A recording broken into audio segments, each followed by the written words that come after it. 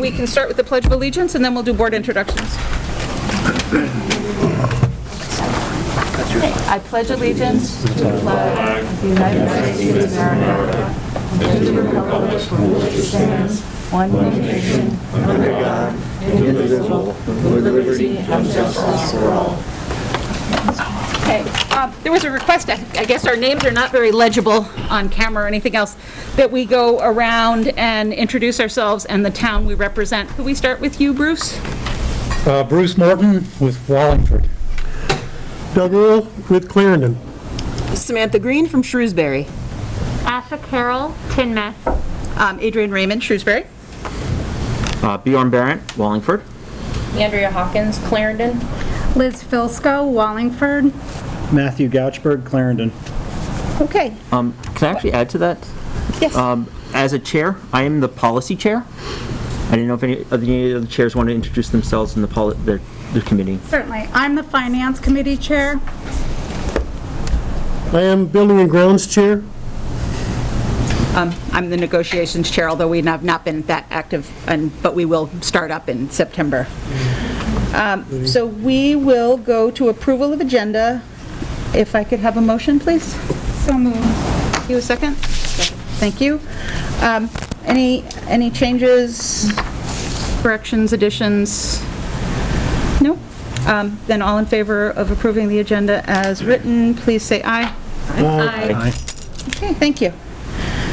We will start with public input and announcements. I do have a comment from Gail Gillum that I can read, and I also wanted to start out saying our special ed staff and special ed director had recently gotten a very nice letter from the state that they were 100% in compliance, and they got a letter of commendation from Vermont AOE for their services that they offer to 16 and 21-year-olds as part of an audit situation. And we just wanted to publicly say thank you for all of their hard work.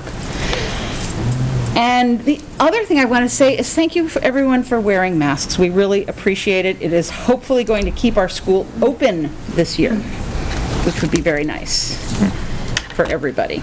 Okay, so I will start with Gail Gillum's comment.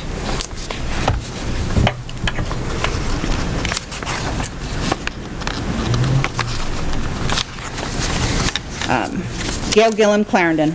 I won't be attending in person tonight because I will not be forced to wear a mask. It is my decision, not yours, whether I don one or not. They deprive the body of oxygen and apparently raise the CO2 to an unhealthy level under the mask. Having students wear these on the bus in school, home on the bus, could be considered abuse, and you have to wonder how clean they are day to day. Where do the masks get placed when they're taken off for lunch or any of your allowable off-mask times?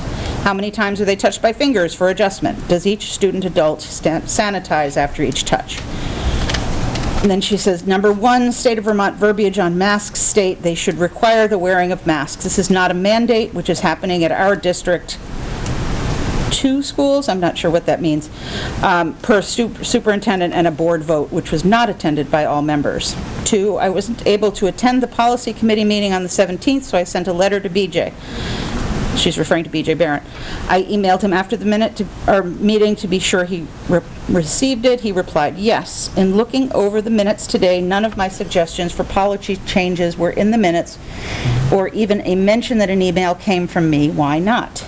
I know BJ will address this. Will there be some sort of ceremony, moments of silence, etc., for the 20th anniversary of September 11th, 2001 during school that week? It would seem appropriate, especially since we just lost 13 brave souls so far. So we're thanking Gail for her comments, and they will be addressed during public comment. And then we start with Mr. Lee. And Mr. Younce will start the timer. Thank you. Sorry. Well, before you start the timer, Mr. Younce, I'm going to ask that we please bow our heads in silence for the brave patriots that sacrificed their lives serving all Americans. America is the best country in the world, and I think we owe these gentlemen respect. I think people are having trouble hearing you. I'm sorry, Mr. Lee. I can't. This mask is killing me. I can't even hardly read what I'm doing here. Okay, you. So if we could just bow our heads in honor of these brave people that defend everyone of every color in America and lost their lives doing that. It's sad. So if we could take a minute, bow our heads.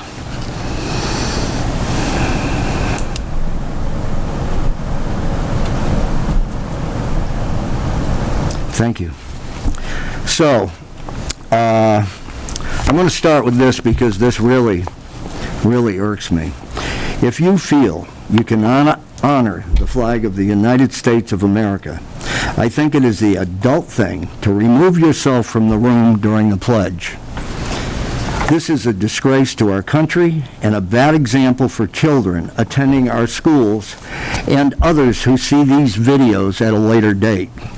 I'm asking the board to stop the raising of any flag other than those that represent all Americans.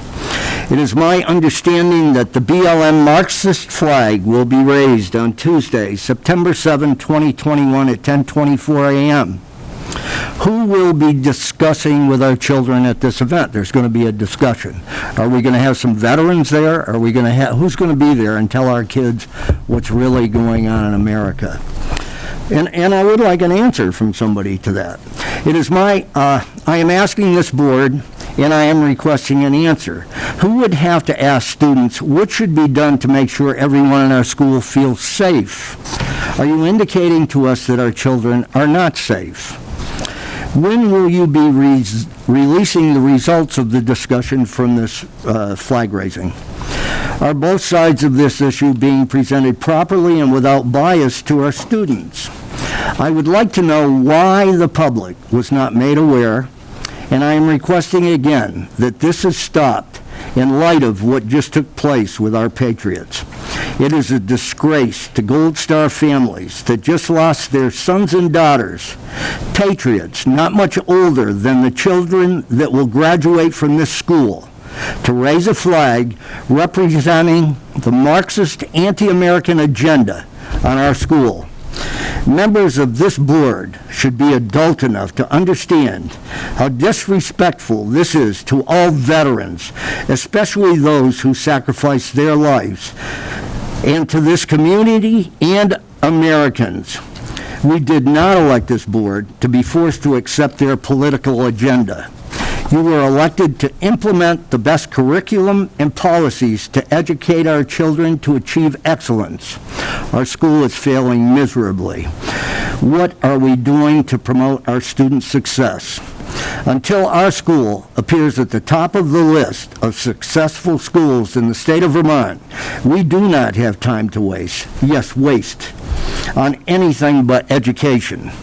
This is an opportunity for Mill River to begin the uphill battle of gaining the respect of our community and correcting our failing grades.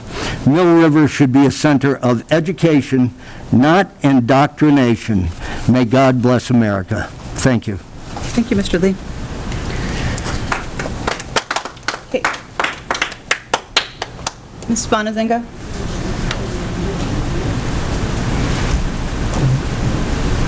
Can I remove this to speak? Would that be all right? Yes, thank you. Thank you.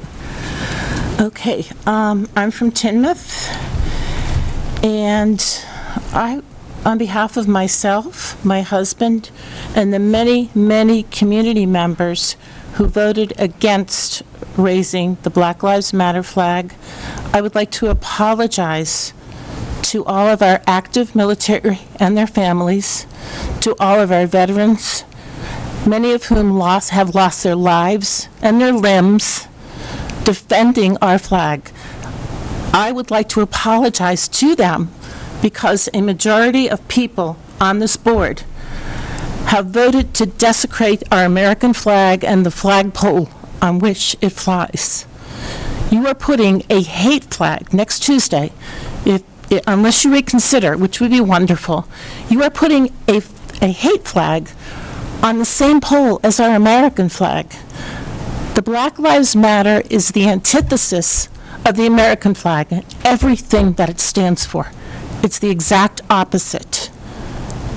And right now, it's a total insult to every single person that lost their life in Afghanistan, and those who were injured and their families, and those who are left behind there. There's still people over there.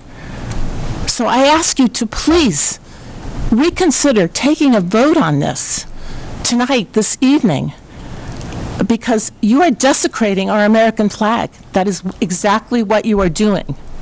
And I'm ashamed of the people in this room that would vote to do that, just to appease one single girl. One single girl. We not, Excuse me, I didn't mention her name, although it's but right here. nonetheless, we are not going to be referring to individual students. Well, how come you referred to her when you did the handout for next Tuesday? You not only referred to her, you invited her to come. This is a board meeting that's publicized and on public television. Well, this is also publicized, is it not? What is what publicized? I said, The- this is a board meeting currently. And Right. And we really are not going to refer to students. We just aren't. Well, I will just say that when the topic was brought up by somebody to raise two flags at that point, the Black Lives Matter flag and the rainbow flag, or whatever you want to call that, it was immediately voted on with no input at that same exact meeting. So it was appeasing a person. Thank you. Mrs. Bonazinga. Dr. Bonazinga?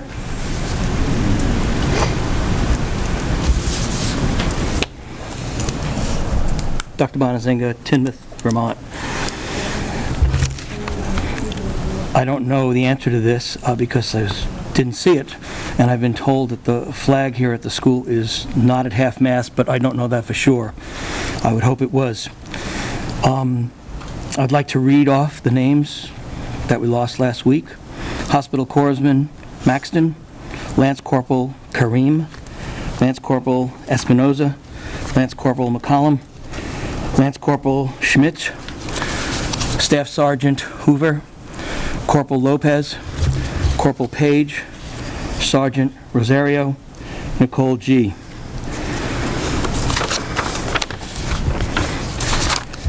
Humberto Sanchez Corporal, Lance Corporal Marola, Staff Sergeant Knaus, Captain Kellyanne, First Lieutenant Albach.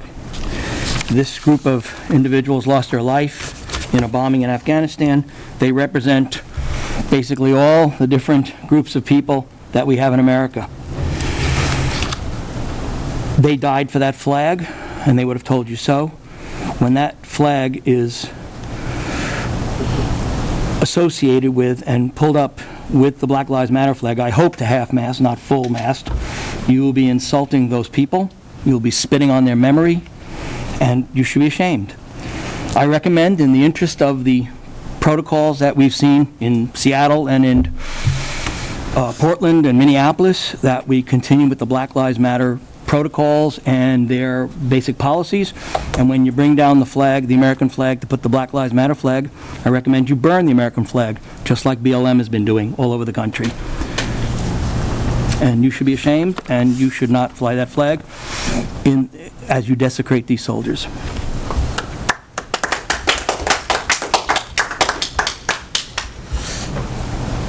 Crystal Usher?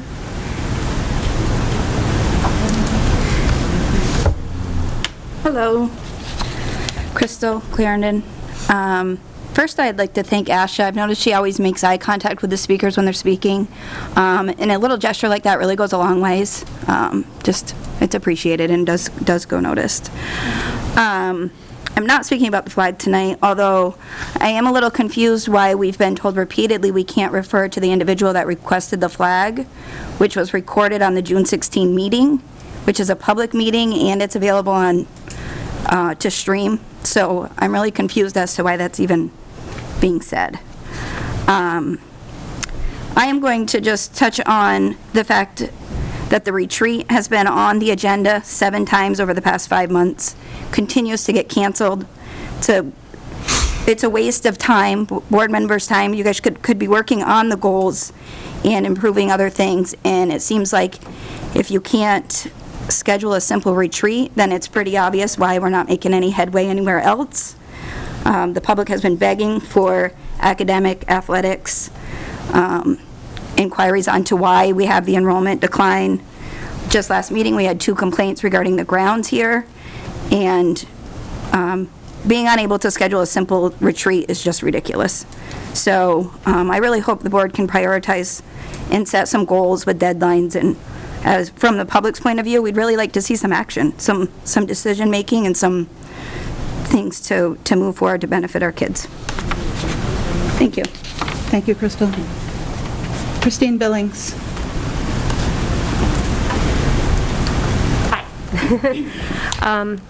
I just wanted to say thank you again for continuing to listen to our concerns, even though we homeschool.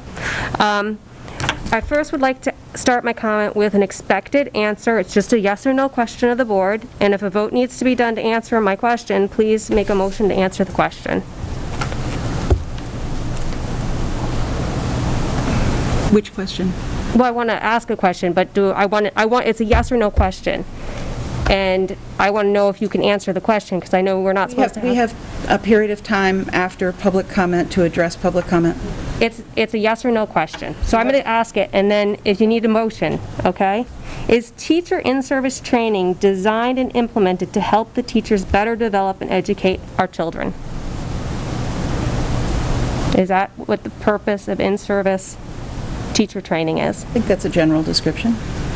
Is that the purpose of it? I would say yes. Okay. We agree, Adrian. Okay. In-service training is designed and implemented to help the teachers better educate and develop the children. Therefore, it is rational and reasonable to presume that these topics will matriculate into the classroom and to the students. With that said, and according to a phone call with the Department of Education, any information that becomes part of the student's education becomes public property. This would mean that Outright Vermont trainings and the Louvel Brown trainings would become open to public view. If this is innocent and will only help our children, why hide it from the public, is my question. If Mr. Yonts would like to continue on the path of proprietary information, may I suggest that the Foundation Against Intolerance and Racism has a full program that is available on their site for grades kindergarten through 12th that is open for all to view. It is free and pro-human education. For edification, pro-human is defined by FAIR as follows: advocating for one human race, universal civil rights and liberties, and compassionate opposition to racism and intolerance rooted in dignity and our common humanity. I took the liberty and have attached the 23-page FAIR document that would meet the state equity requirements. Therefore, we ask again to ensure that teachers are being trained from a pro-human standpoint. We request that the following information be supplied to all parents via online. All training materials, I already asked for these before, but now I've included Outright Vermont. And with the costs, I'd like to include the salaries, the building expenses, the computers, if you provide food for these trainings, for those half days, because I believe it's just Louvel Brown cost that was given. We hope the board will ensure that Mr. Yonts complies with our second request, since there is no plausible reason to deny such information to parents, as per the federal statute I stated last letter. Mr. Yonts' response also indicated that this does not come out of taxpayer funds, but is funded by grants. However, the time the teachers utilize is 1/2 day per month that we pay for their payroll, benefits, building, and computer uses, and many families have to find additional childcare for their children, etc. I'm sure there's more, but I can't think of them all. I implore this board to critique the equity programs and really look at what is being distributed to the district teachers. Will it further divide, or will it create cohesion? We currently see division, and that's all I see in this community. I don't see talking, I don't see proactive, you listen, I listen. Please add this as an agenda item. We want less division, and we want to focus on reading, writing, math education. And thank you for your volunteer work. I do appreciate it. Thank you, Christine. Stephanie Mosier. Oh, I'm sorry. Yep. I was going to ask you after the meeting. Yep. Thank you. Thank you. Did you have your questions included too? Everything's there. Okay. Okay. Thank you. Appreciate it. Hi, Stephanie. Hi, Stephanie Moser, Town of Clarendon, mother of 4 high school students. I wanted to start off today by just reinforcing the compliments that were made in the past few board meetings regarding special education. I have had incredible experiences with the staff and their support of one of my children over the last 2 years, and so I definitely know that the special education department is doing amazing work, and I want to publicly share that.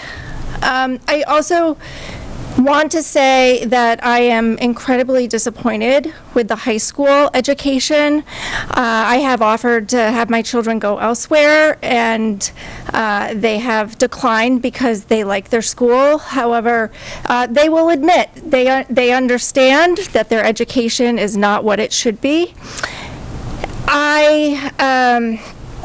I'm incredibly disappointed by this. The commitment by some of the teachers, it has not been there over the last couple years, and the accountability that teachers, the lack of accountability for teachers, and also the lack of accountability by teachers for their students, because it goes both ways, is really astounding. And so I'm concerned about that. So I also do want to echo the fact that there is a lack of enthusiasm for the school. There is a really poor maintenance, and going back to softball season, we didn't even have a scoreboard for the girls softball team, which was an embarrassment. And so there was definite discrepancies between teams and genders, and it's really embarrassing to be part of a school that does not have the pride. I know that word came up quite a bit. So what I would like to know, I've asked this before in community meetings, I'd like to know, what is the evaluation process for competency-based curriculum? What has happened in regards to that? I will mention I was on the school board when I did participate in that, approving that. However, I did have hesitancy.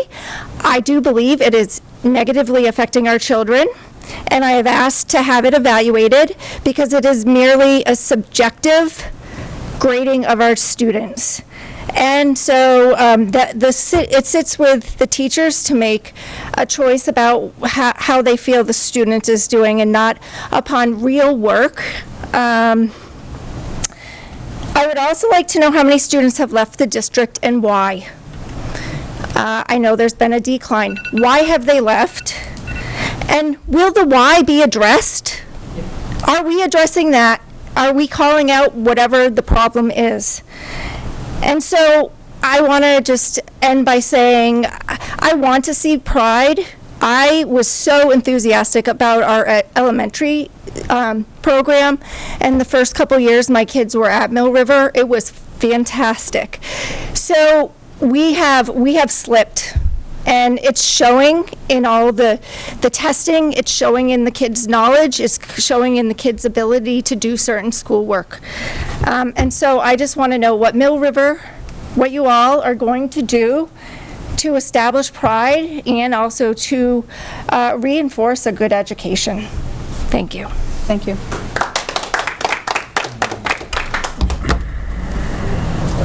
Stephanie, could you make sure that you submit your questions in writing so that they can all be addressed? An email is fine. Ashley Moser. And I hope I... Oh, okay, thank you. Oh, I'm sorry, I didn't see that there was no X. Everybody else had one, sorry. Art Peterson.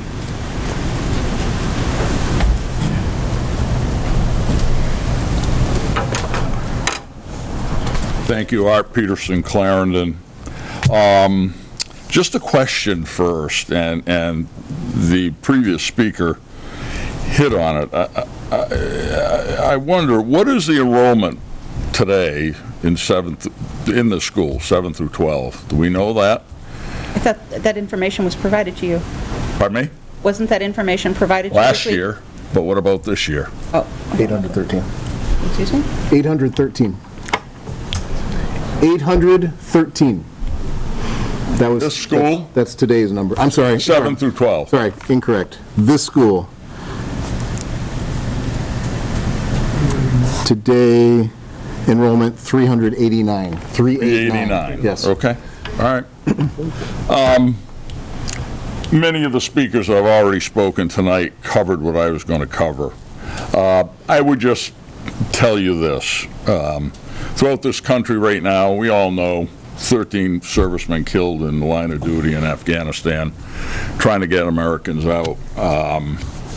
Somewhere in this country, there's coffins draped with American flags, and families will have to accept that folded flag. I think it's folded 13 times. I don't know, is that correct? I think it's 13 times, and presented to a family on behalf of a grateful nation. That same flag represents the creed that represents that all men are created equal. That flag is going to be on the flagpole with an unwanted, divisive companion, the Black Lives Matters flag, which has ideologies diametrically opposed to what we believe in. It makes sense, and it seems to me that this board ought to, as a minimum, delay placement of that flag on that flagpole until after these people that died for us are buried. At least. We owe them that at least. Thank you.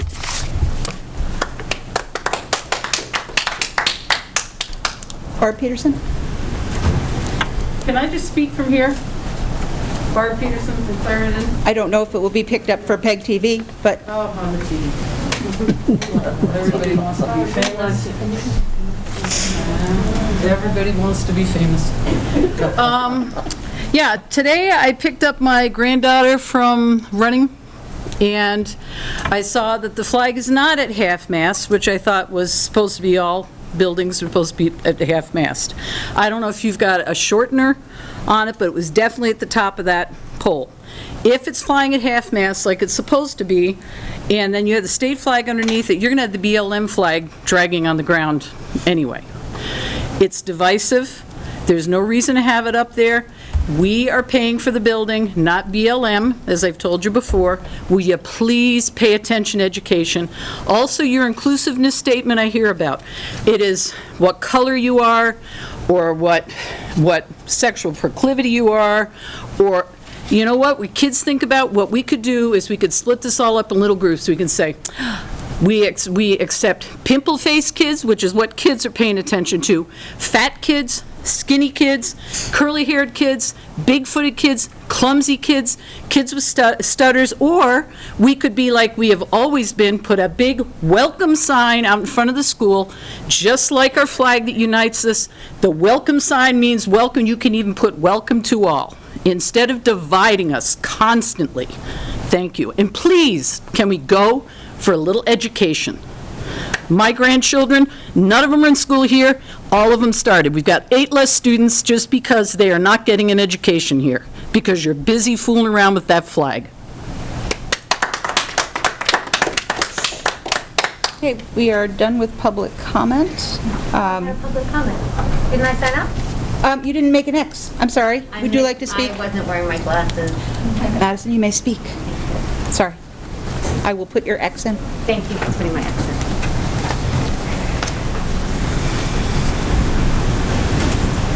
Hello, Board of Directors. Thank you for supporting all students on this opening day of school.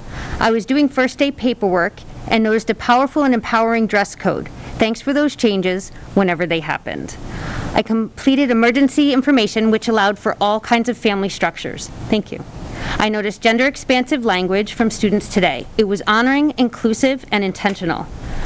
I benefited from food programs that were at no cost to me, and I was able to work my entire school day because I know my student would be in an engaging, safe, and honoring after-school program. The program is affordable too, and for that, I'm appreciative. Thank you for all the effort that goes into the elementary school transfer program. It's been a big success. Thank you for the summer educational services. The staff who supported students were absolutely amazing. I appreciate what it took to make that happen. Thank you for honoring those who stand for the pledge and those who don't. We all have an important reason for doing what we do. I wanted to thank you all for the emotional labor it's taken to discuss matters of equity. Community members have been speaking about our BLM flags for so long. The process included pride representation at 1.2, and I'm hopeful that we'll return to supporting the LGBTQ+ families and students soon. As I have said, this process has created engagement with people who used to refuse engagement. We had at one point this started with some homophobic slurs, and since then the people who have made those statements have now come to a place of saying, let's have a display that represents everyone. That's really important and powerful. It also promotes the impact of ending and addressing racism in our community. This display, I'm hoping, which I think I saw on the agenda as an agenda item, will address honoring contributions of all religions, no religions, all citizen statuses and no citizen status, all skin color, our Indigenous community, our signing community, our lesbian, gay, transgender, gender nonconforming, and gender expansive community members, our disability community members, all socioeconomic status identities, all single and multiple language speakers, everyone. This is truly a moment to behold. I look forward to listening to my child talk about inclusive ways that she's learning math, science, writing, reading, world languages, games, PE, and social skills. None of this would have happened if you had all not seen and done this vision and this work 5, 7, 9 years ago, whenever this started. So finally, I sent an email to a board member and I asked for some engagement. He had made a statement that he wanted public engagement, but I haven't gotten a response to that email. So I'm hoping that I can get a response to that. I know that it's important to not have performative equity. So when we say we really want equity or inclusion or engagement, I'd really appreciate if that could happen. So thank you for all that you have done on this opening day. Have a great rest of the school year. Thank you, Madison. Okay, now we will move on. Yes. I didn't sign up, but... You weren't on the contact tracing sign-in either. Yeah, well, I came a little late. I'll give you the form when we're done. So I just was thinking along some of the lines of people talking about the performance of athletics and such. Maybe it'd be a good idea to have the athletic director come and speak a little more often and just give an update of what she's thinking of doing with the athletics here and how she's thinking that she could better the program because it's falling apart. And I think that you'll continue to see numbers dwindle because of it. That's all. Thanks. Thank you. I signed you up, Anna. Okay, thanks. Okay. Board discussion of public comment. I got two things. Yep, go ahead, BJ. Responding to Gail publicly. Gail did send an email with some suggestions to the policy committee, and I did respond to Gail directly on this. Okay. Gail sent an email to me for suggestions for public comment to the policy committee. Her email did get handed out to every member there, including Art, who I very welcomed was there. I didn't bring up her specific things because a lot of the concerns she brought up, I think Art did when he was talking in part of the conversation and other people in the part of the conversation. We still have several more meetings that we're going to take working on the policy specifically to address public commentary. So that is open. I just wanted to address that because it was brought up. The other thing that I wanted brought up as part of the policy, our flag policy states that any additional flags will be removed for half-mast orders. So if the governor says we should be flying half-mast, any other flag, I don't think the Vermont flag will even be on there, right? It stays. The Vermont stays. Yeah. So it would be just the American flag and the Vermont flag at a half-mast order. I wanted to make that clear. And the only other thing is I did have a parent call me who was upset that they weren't able to bring their children to Mill River for a particular reason. So that was one phone call I did get, so it's not... We can't hear you. What did you just say, please? You had a phone call? I did have one phone call from a parent who was upset because basically they were out of town and weren't able to bring their children to Mill River. So we're getting commentary on both sides. Like you guys have mentioned, leaving, we are also having parents wanting to move in comments. And I think that's what I had for commentary. Okay, thank you, BJ. Dave, you said you had something, yeah? Yeah, from the public comments, there were a couple questions about the half-mast status of the flag. Just so that you're aware of process, we get notified by the state anytime there is a half-mast order that is issued. As soon as we see that notification, we take action in the buildings. This particular most recent half-mast order that you're referring to was ordered to be raised to full staff as of sundown yesterday. I'm sorry, sundown on the 30th of August. So that's the reason why you see the flag at full staff now, is that half-staff order had concluded. Just wanted you to be aware of that. Thank you. I was actually going to ask. Do other people have comments to address? Yes. I have one. Yep. Bruce, you're next. I appreciated the comment in regards to the 20th anniversary of September 11th. And I would, welcome if anyone has information to share. Superintendent Yance, if you have information on what the plans are, or if any of the administrators do. I'm sure the public would love to hear that. I appreciated the suggestion, the comment.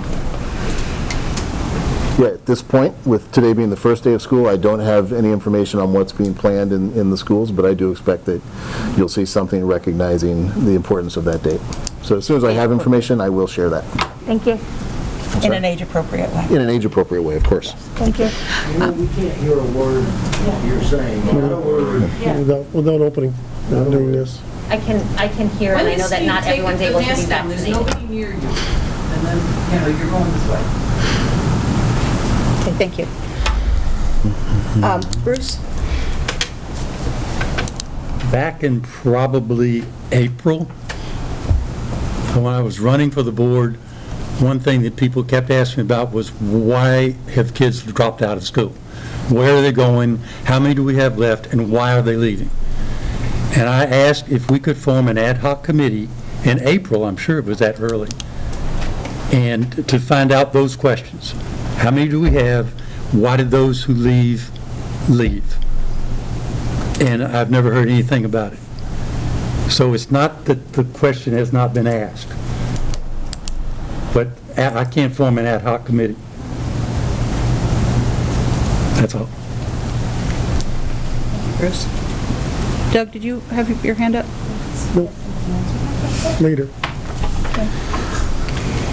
Does anybody else have anything that they want to address? Is anyone going to respond to what Bruce stated? Yeah. Thank you. Not if they haven't raised their hand. They might not have comments on any particular item. And why not form a committee? Why is everything so difficult? We have discussed those items in varying committees, and that has not happened because of various reasons. And if you read the committee reports... Such as. This is the history of the last 18 months. Thank you. Fine. Okay.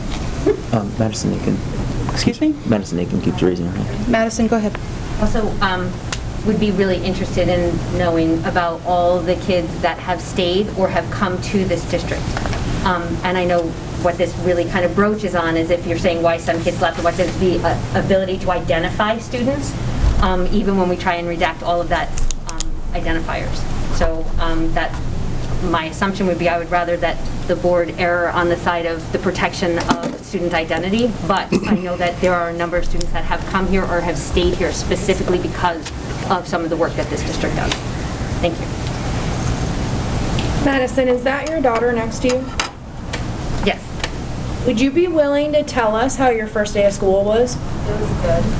It was good. Can you come up to the mic and tell us how your first day of school was, please? She's a minor. She's know a what? I'm minor. not- I don't think that's Yeah. legal. She's a minor. Her She mother should not just be gave on her TV. permission. I was on it before. No, this is television and. Okay, never mind. Yeah, like if Never this mind. was, if this was a meeting where we were just having a conversation. Yeah, if we can't mention a student being in the building with a flag, we Can't have a shouldn't have presenter. That's okay. a student She presenter had a for fantastic random first reasons. day, right? Would you? Okay. Excuse me, very much. I'm running this meeting, and... You're not. Yes, I am, and I'm not taking your comments right now. Thank you. I think we're moving on. Thank you.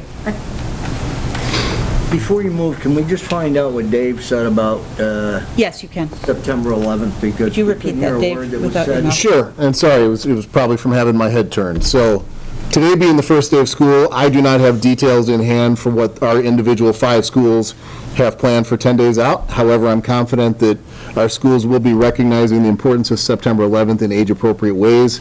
When I do have that information, I will certainly make it available so that people know. But I also expect that principals in their own right will communicate to their own school communities about whatever may be going on. Okay, and one other question about the flag. Was the flag flown at half-mast? Yes, sir. How long? Gary, do you recall the length of the half-mast order most 5 recently? days. Was it 5 days? Just a second, I got it right here. It was from the 26th of August through the 30th of August. Thank you, Gary. Thank you 5 days. very much. Could I just ask what the numbers were last year? It was 389, the enrollment is today. What was it a year ago, please? Do you know? 399, 10 students And higher. the year before that?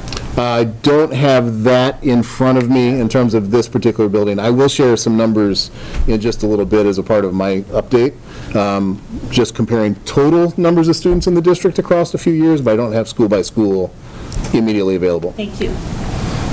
In April, you told me it was 392. Yeah, and it was 399 ultimately. Asha? Oh, I think I acknowledged this during the time of the comment, but for the folks at home, Take your mask down, please. We really can't hear anything but... I don't feel comfortable taking my mask off right now, but I'm happy to project or to come forward if that's easier, but I would follow the rules of the board chair. Project, that's good. Would you prefer for me to go forward, or can people hear me? No. Can you hear me now? Yes. Okay. I would like to thank Crystal for the compliment. Thank you. And thank you all for coming to speak and for wearing your masks tonight. Okay, we are going to move on to approval of minutes from 8/18/2021. May I have a motion to approve the minutes? I'll make that motion. Thank you, Asha. Second, thank you, Liz. Are there any changes, additions, deletions to the minutes as presented? It marks that I was able to attend by telephone, but I was not able to. Oh, that's true, we thought you were going to. That's right. Yes, no, Sorry. I had tried to, but sorry. Thanks, Sam. I was marked as having attended by telephone, but I did not make it through telephone. Are there any other changes or additions, deletions? Hearing none. All in favor of adopting the minutes with that single change, please say aye. Aye. Okay, any negatives?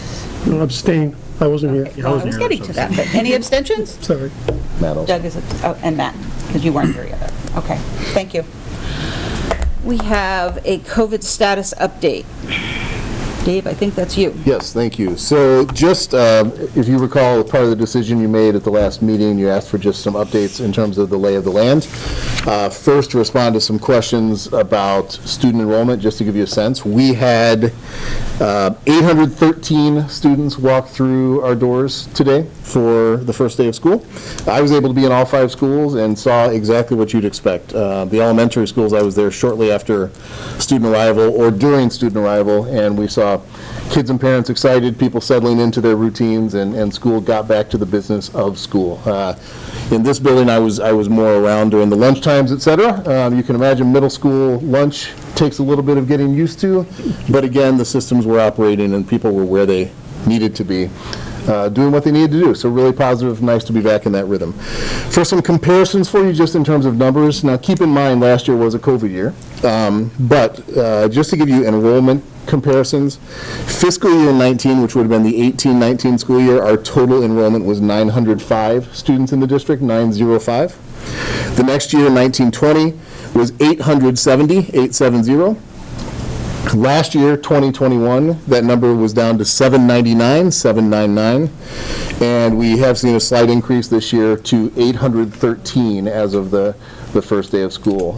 It is still a volatile time. For example, speaking with Tyler Wiedemann, the principal here at Mill River today, talked about a couple students disenrolled today, a couple students came in and enrolled. So there's kind of an in and out reality that goes with, oh wait, the school year is starting. So just want you to be tuned into that.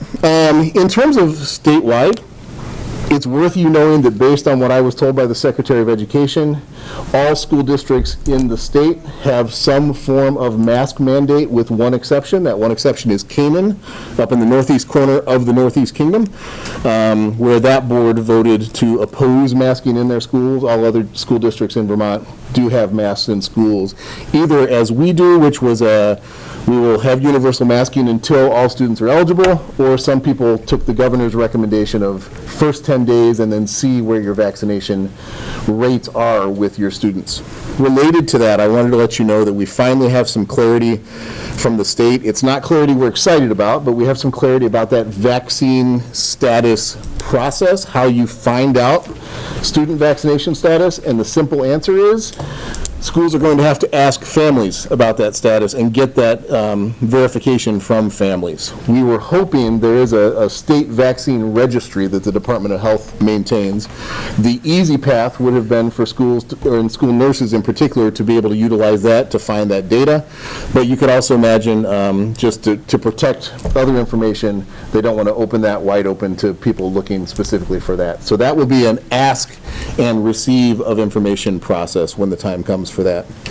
I also want you to know that there is a concept of surveillance testing, which sounds really scary and intimidating. Basically, it means COVID testing that the state provides. We are taking the approach of letting that system get started across the state to see how it goes, and then we plan to opt in if everything is going well.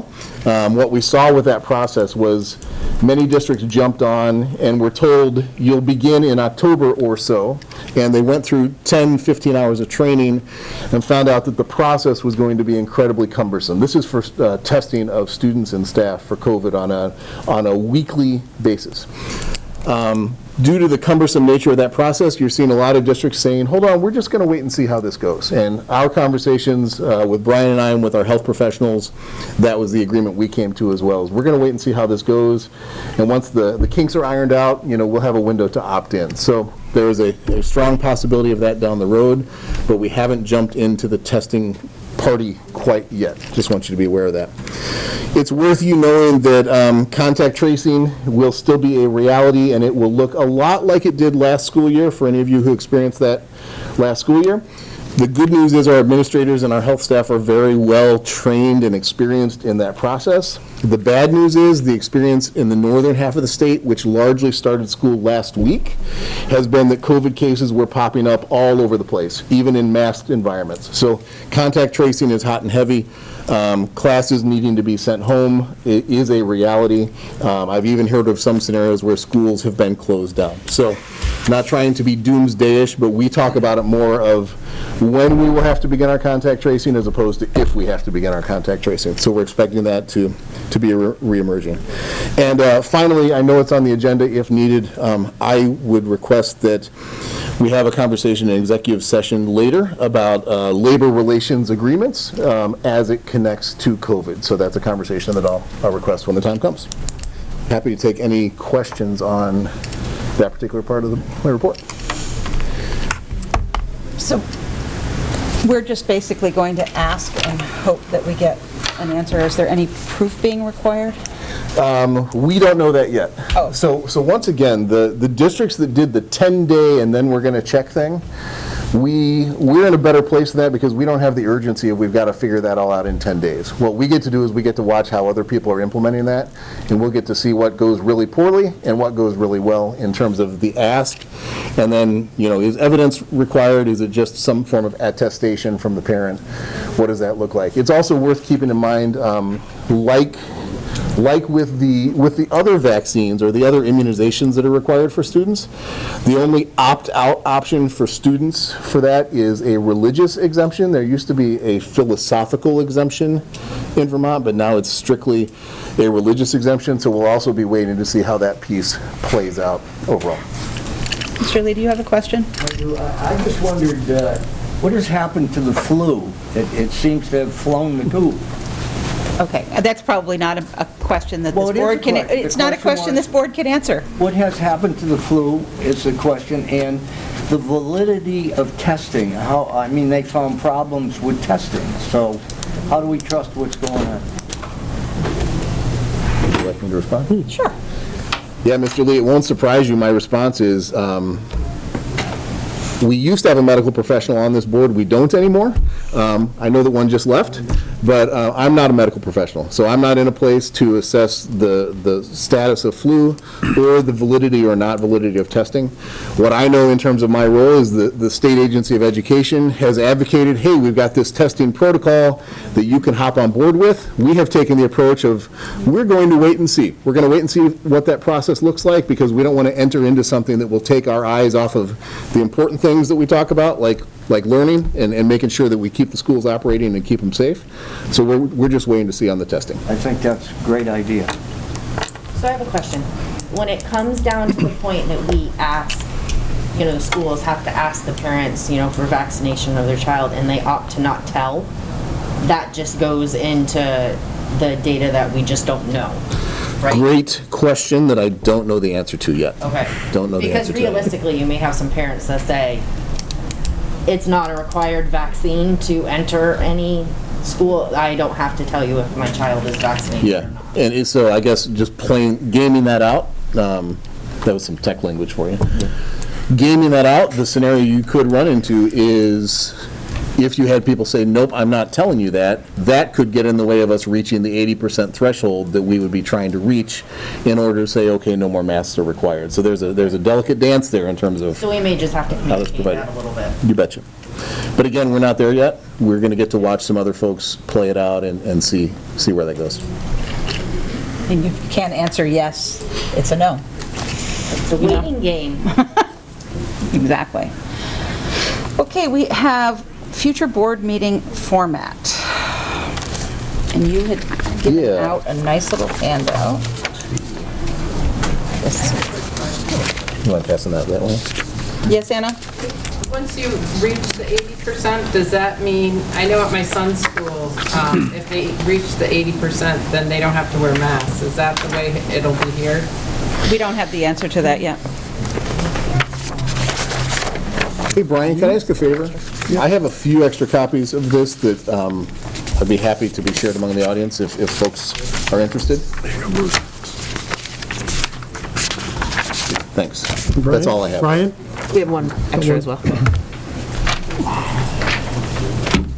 So this agenda topic really comes as a result of conversations that Brian and I have been having and that we started with Adrian overall. We are not advocating for any specific choice and or any specific path, but we felt it was important to examine the situation that we're experiencing. So here's simply put, here's the situation we're experiencing. We're having meetings in person. I appreciate it. I appreciate seeing everybody in person. I do think it brings a different tone to the conversations. It's my opinion only. I think our in-person meetings have also revealed in some ways there was some effectiveness of our virtual meetings that we didn't really realize in the moment. And there are some things we actually lost from the virtual world when we come back in person. That's not a judgment, that's just an observation on my part.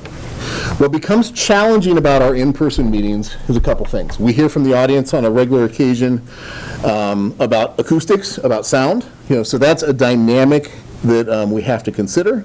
And there are technology and cost dynamics to that if we're going to pursue solutions. We run into issues when we have board members who seek to participate remotely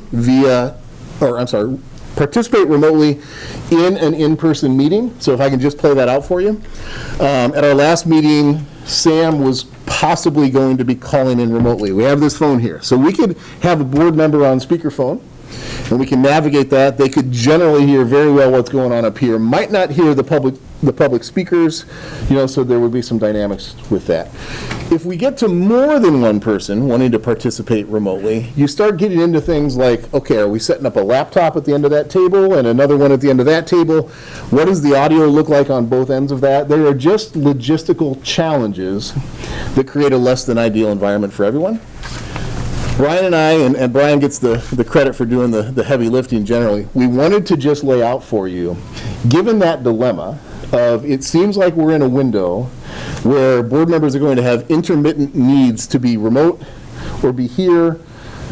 We wanted to just throw out what the different options for meetings are so that we can get some direction in terms of where you'd like to go with meetings. Ultimately, it's hard for us to hear, hey, the acoustics in here stink, we need to fix it.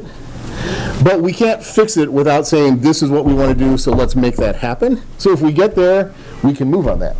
If you're of the opinion of, yeah, we get the problem, that solution is not really one we want to pursue, we'd rather go this direction, we just need to know which directions we need to go and which directions we need to be prepared for. If I could just kind of lay out the primary differences for you. The location really is the biggest difference in terms of prep work. So if you think about this location, this is a library during the day. This setup occurs during the after-school hours. It's not that complicated of a setup as it currently is, but if you added in more microphone and audio dynamics, there's more that comes into the equation in order to get that completed. When we look at the concept of like a hybrid location, a place where we could readily have board members and public attending an in-person meeting, but we also had a structure that would support people not being there, that's something that could be doable, but the space dynamics would have to be considered. You can see on this document, there's a couple locations that we could maybe use for that. One is room 308, which is actually just kind of right out this direction across the hallway. The other is room 113, which is in the high school wing, bottom floor, down towards the far north exit. So there are some classroom type spaces we could use. The challenge with a hybrid type of meeting environment would be we'd really need to leave a lot of the setup kind of fixed and not be setting up, tearing down, setting up, tearing down, setting up, tearing down, because we don't have the person power to just be cranking on that every time we get the board together for meetings. So with that, you can kind of see just how we played everything out, what we would see different formats looking like and affecting different aspects of board meetings. And we're just curious and interested in discussion among you about what you think is important, and if there's any direction ultimately the board wants to provide in terms of let's make this happen or let's keep doing what we're doing, we'd really, really appreciate that. So I'll be quiet for a bit. I was at a Stafford meeting, and they were talking about when they were doing their hybrid classes last year. And one of the things was that they had everybody sign in to a device, including the people that were there. And then they had a whiteboard with everybody's screen on it. I don't know whether there's any possibility that we would be able to do that and have devices for the public to be able to do that if they decided to attend here. It's sort of a question for Brian. It was an interesting idea. It was Melissa Patterson, I think, taught it. Some lead time on 20 or 30 extra devices. I can't guarantee that we'd get those anytime soon. I could look into it, but it might be a month. I mean, we just watched computer orders take 12 months. Mm-hmm. So you don't think we could have devices? I mean, people could bring their own devices. Do we have the bandwidth to be able to do that? That doesn't concern me. Okay, because if it sounded like if people were here and we had a whiteboard of some sort, we could have everybody that did have a device log in. board members around here could log in. Only challenge is when you do something like that, if everybody's logging in and everybody has their mics on, we get chaos. So everybody would have, in this room. No, it would take some real, You'd have to have all your microphones on your devices off. Right. And we'd have one microphone, well, you could turn your, like, mute, unmute, like you were in a virtual meeting. So there are some logistics to that, but that could definitely be done. I just heard that today, and it was an interesting idea. Yeah. I don't know how many devices we would necessarily, or whether we would need any if the public was here and could hear and see the whiteboard. The challenge then would become if you have public with no devices and they make public comment, your virtual people. We would have to have a microphone We'd have to find a for way that. for them to be able to hear. Yeah. Right. Yeah. It was an interesting idea. Yep. Okay. Absolutely.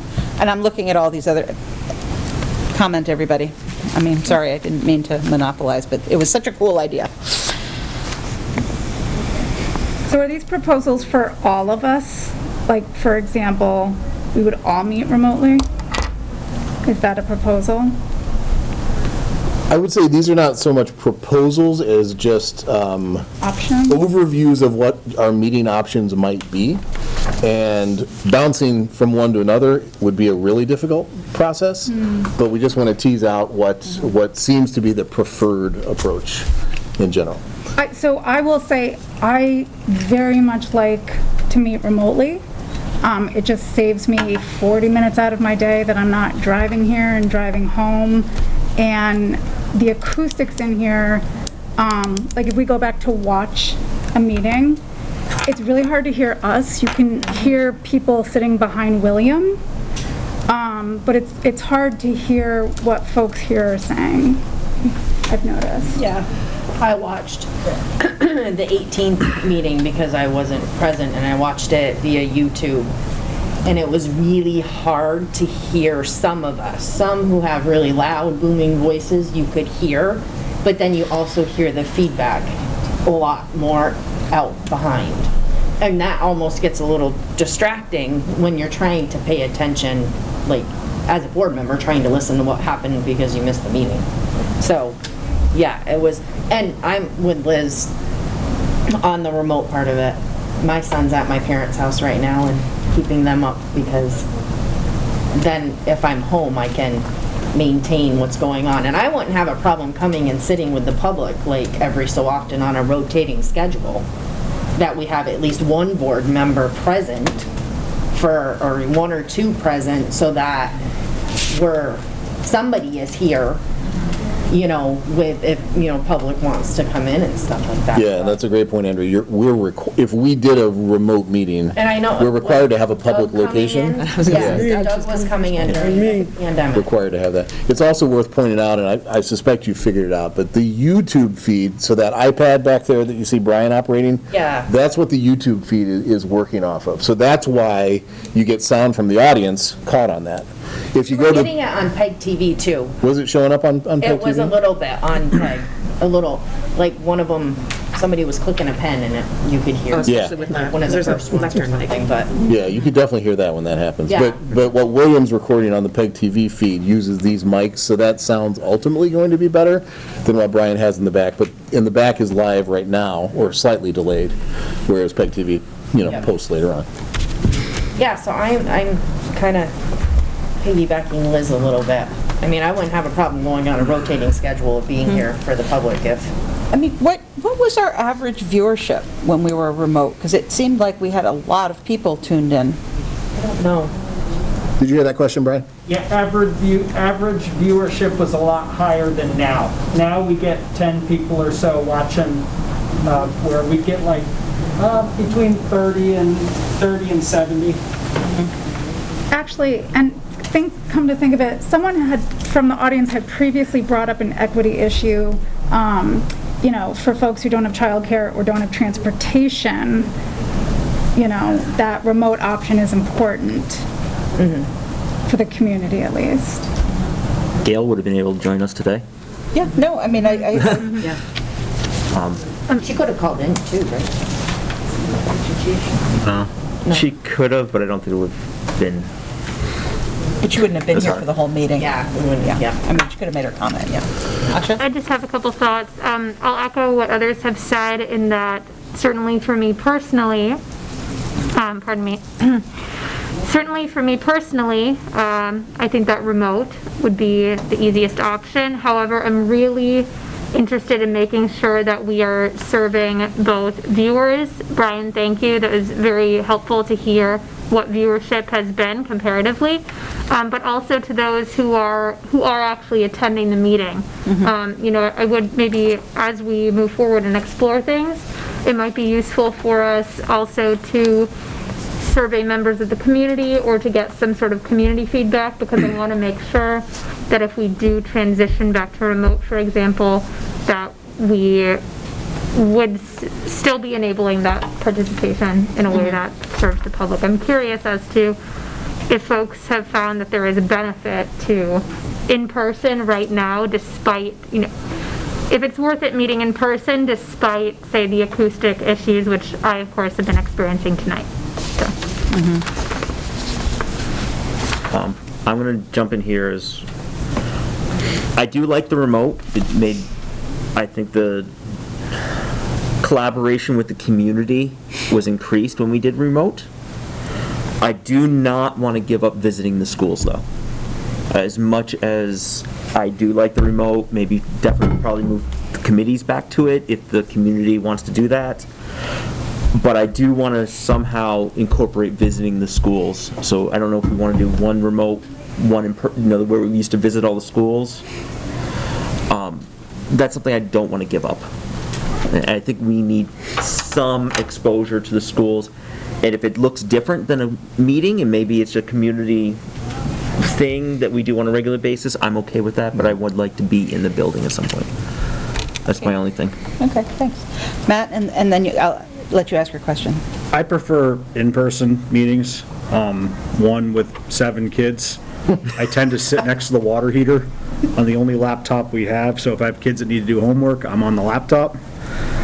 And I also feel that we're held more accountable to the public in person. I feel like more people are comfortable coming here and really telling us how they feel, which is a good thing. So, that's my opinion. Mr. Lee, you had a comment? Yes, I would like to ask, if we have a viewership online, do we know what district those viewers are from? Do we break it down, so we really don't know? No way to know. You know, they just show up as a number as a viewer. Well, I mean, I think it would be normal for that to increase anyhow, for more people to be looking online. We have no idea who's doing it, or what. I would. Well, we had people's names on their login.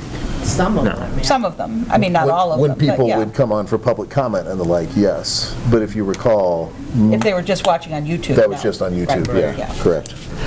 I would, my reasoning for judging that is how often people reached out to me beforehand. I mean, I used to get several texts from certain people saying, what's the link? I want to watch live. Crystal may have even been in one of them at one point. So my judgment to that is based on the feedback I got from the community to me, comments that they saw on the YouTube thing and brought up. I also know it was much easier to hear on there.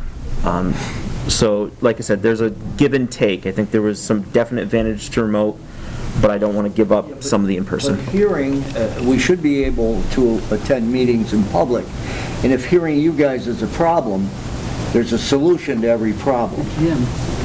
And I mean, I don't know who you talk to for acoustics or doing stuff, but certainly there's got to be somebody that can solve it not too expensively, I would guess. Is Mrs. Peterson? Yes, in the past, they used to have school board meetings either in the gym or in the multi-purpose room, which would have great acoustics because it's always loud in there, and you would be able to hear us. I also am concerned you're spending a lot of time talking about computers and how we're going to talk to each other and keep the public from upsetting us. We're still not talking about education. Please, could we start working on education and your athletics in this school district, the whole district? Can I add a comment, please? Sure. So I just wanted to say that I actually really enjoy being able to watch remotely, and I think that it would be beneficial to have a hybrid model. I will just state that I believe that our community is so incredibly divided that we really need to work to bring our community together, and that is not going to happen behind a screen. We have to establish that in person, and it is the board's responsibility to work to make that happen. And so I would really hope that you would not abandon an in-person option. Thank you. Any other board members have any? I just have a quick question. When you go to a basketball game and stuff, they have a microphone. I didn't know if that was something that would be an option. I mean, there must be microphones here. I'm sure. Could that just be passed around as people speak, or? Yeah. The other option is the room, Bjorn, where the policy committee met. When I met with you in that room. It's a very small room, Mr. Peterson. Well, so what? Well, It's small. I mean, you could fit all of you in there, and you could line the walls with chairs. I think would be cozy and a little tight, but you could then, I think, it'd hear a lot better. Or the auditorium. Yep, we'll discuss all the choices. It's louder. Yep. It just is so hard to hear here. It really makes it tough. So just 2 cents, that's all. Okay, thank you. The auditorium has been used at times, and the issue is that there are a lot of performances and things that go on there that sometimes can be problematic, but not a great portion of the time. We may have to look at going back there, although it feels weird. So, I'm hearing mixed themes. Is this a topic that you would like Brian and I to come up with a solution for a specific piece? Is this a topic you want to continue to talk about? We'd love your direction. I personally would like to, and you can all come in, I would like to further explore the hybrid model, and I would also like to explore perhaps moving back into the auditorium.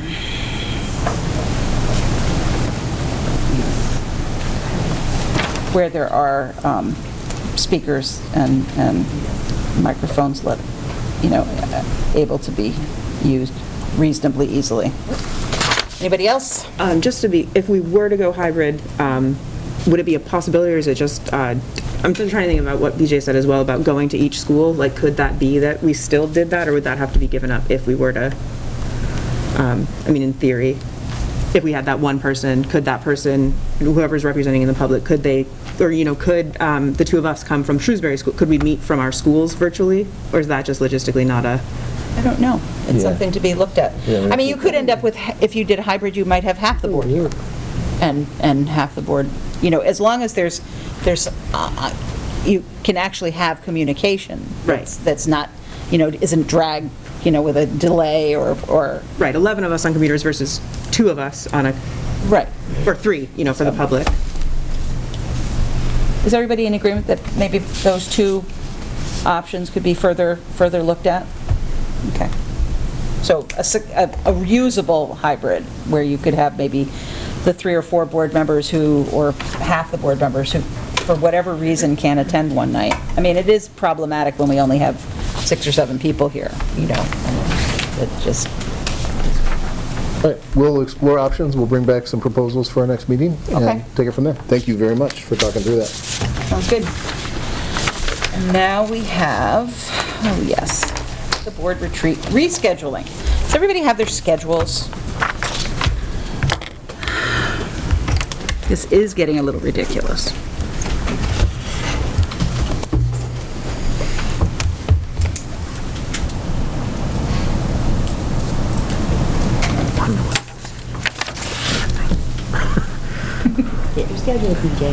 No. Well, I opened it up on the computer and realized it's the Mill River one. I'm like, okay, board meeting, but doesn't include my girls' calendar. Oh, yeah, I could see that. Can I just ask, is Gary here? Yeah, back in the corner. Was you? Because I sent him a note to turn off the air, if he would. I don't know if he got it. I think it's like the ventilation So system. that's our Liz. required ventilation turnover that we need to have? Never mind. To try to help you out, but we have difficulties with this many people in this space having to maintain a certain volume of fresh air. I appreciate it. So I would love to have this rescheduled in September. Flash, so I'm really sorry. Thank you for sharing that. She was like, I'm really cold. I'm like, I'm not. Okay. Fair enough. Sorry. That's good. That's very good. I think the idea of having it on a Monday night, perhaps. Did we just say being a single mom, Monday nights are really hard? Yeah. Okay. Well, no, it has to work And for now everybody. that school has started, Yeah, no, it has to work like for I said, everybody. my son is at my parents' house at keeping them up because Do we want to try and go back to a Saturday morning? Yes, Can we do like a couple hours on a Saturday morning? Yeah, that's way easier. Yeah. Does the 19th work for people? Or not the 19th, the 18th. It's Shrewsbury Day. The 18th is Shrewsbury Day. What's with that? That's your own day up Be there. out of town anyway. I have about a half an acre land that's in Shrewsbury. I need to go to see. Please. We love the Shrewsbury. Well, it sounds terrible, but I mean, we can. The stuff is a little later in the day. I'm not, I mean, My brain remembers the schedule. yeah, no, that's Yeah. true. I'm not there. How about the 25th? For 2 hours? Yep. Morning of the 25th? Can we I would just reschedule have to do that? some alternate for me because I have a out of town that day. Okay, But we could make alternate arrangements as we've talked about before. okay. So it's either September 25th or October 2nd. Shrewsbury Day has been postponed, if it makes any difference. When did that happen? To what? Recently, Oh, dear. Oh, Betsy. because of COVID. Oh, I didn't know that. Did a notice go out? Or that was just the committee? I'm not on the committee, and I heard, but Okay. I have been out of touch for a few days, so perhaps. So the 18th is back. I won't be there, but you guys could meet, or the 25th? The 18th of September? Yes. I won't be there. Yeah, I'll be out of town the 18th. I won't be here either. Okay, the 18th is out. We're back to the 25th. Can everybody, other than Dave, come the 25th? Yep. Yeah, I'm available the 25th. Okay, hold the morning of the 25th. At 9 o'clock? Yes. We will have to, Brian, are you available on the 25th? I It is. will have to check on that. Weekends, I cannot guarantee it all. Okay. We'll figure it out internally. We'll figure it out internally. Okay, that's fine. Okay, put that on your calendars, please. I'm sorry, did you say a time? 25th at 9. 9, thank you. What's the location? Here? I'm talking. Here. Yeah, we're not going to complicate it any more than we already have. Yeah. Okay, and then, if that works for everybody, we will go on to committee business, and we have personnel, and I'm not sure, were we going to address those contracts, or are we holding off? Yes, we need to move on them. Do you have that document, or do you want me to? I do not. Okay, bear with me a moment, please. If you want to go ahead with another report, we can Okay, come back to can we personnel. move on to policy, and we'll get back to personnel? Very quickly, we're meeting here for the board Yes. Yes. retreat in this Yep. room? Okay, space, okay. Okay. For policy, I want to start off with approving the warned policy F9, which is the transportation. Can I have a motion for that? So So moved. moved. So moved. Any discussion? Okay, all approved? Or everybody? Favor. All Yes. in favor? Yes. Yes, please. Yep. Aye. Yay, whatever. Any nays and opposed? Or not opposed, oh my gosh. Abstain, thank you. Okay, so that's passed. We had I think a really good policy meeting. Like I said, one of our focuses was on the public commentary. Art was able to join us, and as I said before, our committees are a great place to have conversations, and I think we did that. I do not plan to rush that policy, so it will be on the agenda for probably the next few more meetings. Meetings are still the second Tuesday of the month at 5:30. And did you get the agenda I sent out? Cool. So that agenda will be going out to the public soon.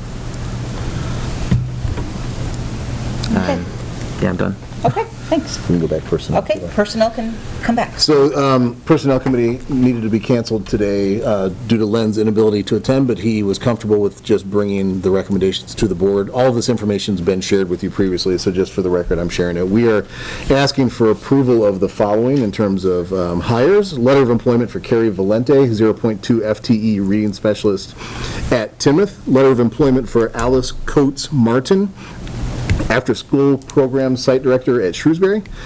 Contract for Carolyn Gregory, 1.0 special education paraeducator here at Mill River. And contract approval for Susanna McGowan, 1.0 FTE general education paraeducator at Shrewsbury. Also requesting approval for coaching positions as shared with the board. There's one for middle school football, elementary soccer, fall elementary and middle school cheerleading, and high school football volunteer. So seeking a motion to approve all of those as presented to the board. So moved, Dave. Second? I'll second. Thank you. Does anybody have any comment? Or, okay, all in favor of those hires, please say aye. Aye. Okay, any nays? Any abstentions? Okay, that was unanimous. Thank you. Thank you. Was that all that needed to happen? That is it for personnel. Okay. Although the meeting has been rescheduled to the 15th. However, I heard some chatter earlier that a couple people may not be available, so we might be looking at a reschedule on personnel as well. Okay. Buildings and grounds, Doug, do you have any? No, we wouldn't normally have a meeting until, actually, we would have had it yesterday, but there's nothing much going on. I had a conversation with Gary that everything is going really great from the school situation. We were able to get Timoth's roof finished, which was awesome. And that was a big project that got abstained a little bit by the side. Other than that, everything's going fine. Next meeting will be, let's see, this will be the 14th, I believe, looks like, which is a week and a half from now or so. Sounds good. Sounds good. Okay. Life is good. Anything else? Okay, thank you.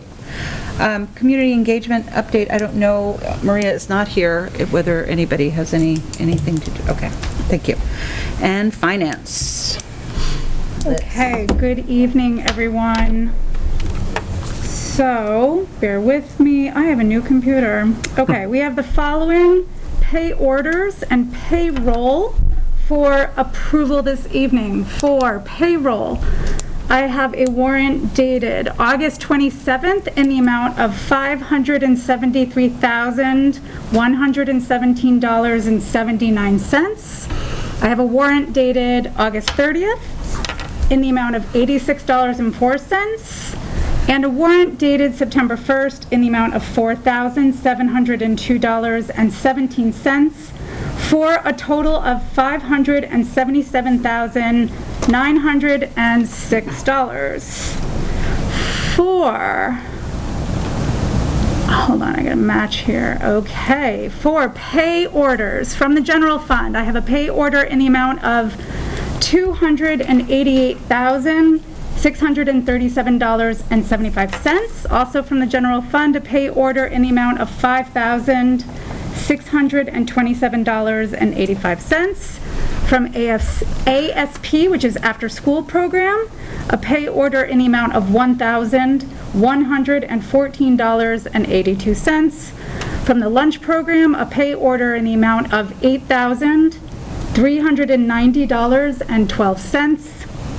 And lastly, from food service, a pay order in the amount, and this is FY21, in the amount of $24,000, just this last one, $24,262.88, for a grand total of $328,033.42. And I move that we approve and accept the payroll and these pay orders as presented. So moved. Thank you. Okay, is there any discussion? Doug, did you review? No, as long as we're on flag issues, the last 3 or 4 meetings, Everything in there was a green flag. There was nothing in there, no red flags, no yellow flags in that. It's all green and let's go. Okay, so all in favor of approving the pay orders, please say aye. Aye. Thank you. Doug's getting comical. Taking the place of George. Are there any nays or abstentions? No, okay, thank you. I would like to just say that, so our next meeting is September 26th at 4:30. And is there anyone on the committee opposed to meeting instead at 5? I will be very hard pressed to be here at 4:30. 27th, Liz. 26th Monday, the 27th, thank you. Our next meeting of the Finance Committee is Monday, the 27th at 4:30, and if possible, I can try for 4:30. I can try. I may be late. I mean, I don't see any reason why we can't change it to 5. Anybody else who's on the committee? 5's good. That works. Okay. Okay, all right, so our next meeting will be September 27th at 5 p.m. Okay, Thank you. Okay, now we are moving on to the outside display proposal. And I think perhaps it's time, if we're going to proceed with this, that we form some kind of a subcommittee, because it's a little bit hard to with other people involved, rather than just the board sort of discussing it every meeting. What do you think? I'm so sorry, I can hear. Hey, Doug? Doug? Buildings and grounds guy would think would be really important to have on this conversation. We're talking about perhaps forming some kind of a smaller committee to tackle the outside display. Since you're on buildings and grounds, we thought you should be part of the conversation. To help with what? The flag? The outside display policy. We were talking about perhaps doing either inside or outside some kind of a display, sort of like what Mr. Peterson had suggested. I think that's a good idea. In my mind, it's a good idea. Matt, are you interested in perhaps serving on such? Yeah, absolutely. Any other volunteers so that you could perhaps, Sam?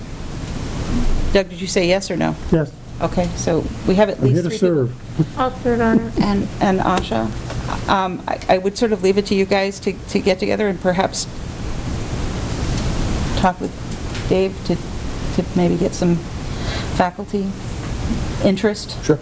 If that's possible. Does that sound good? Do you guys want to get together and elect somebody to sort of be the corraller? Yeah, absolutely. That you volunteering? Sure, why not? I will chair the outside display committee. I'm sorry. Absolutely. You know. So, I mean, I guess, should we discuss a little bit what the proposal was? Well, I think we need to maybe review and maybe decide what this board wants to do and what the school would like to have happen. And, I mean, I think this needs to be a bigger conversation. I mean, we should get some kids involved, some faculty, some administrators, yes. Just as a matter of process, my experience with an ad hoc committee is Yes. it always helps if there's a charge from the board. The board saying, this is what we want you to work on, I think so. that's a good idea. Yeah, that'd be a good path. So. There you go, Matt. Anybody have any comments that they'd like to, a direction, or?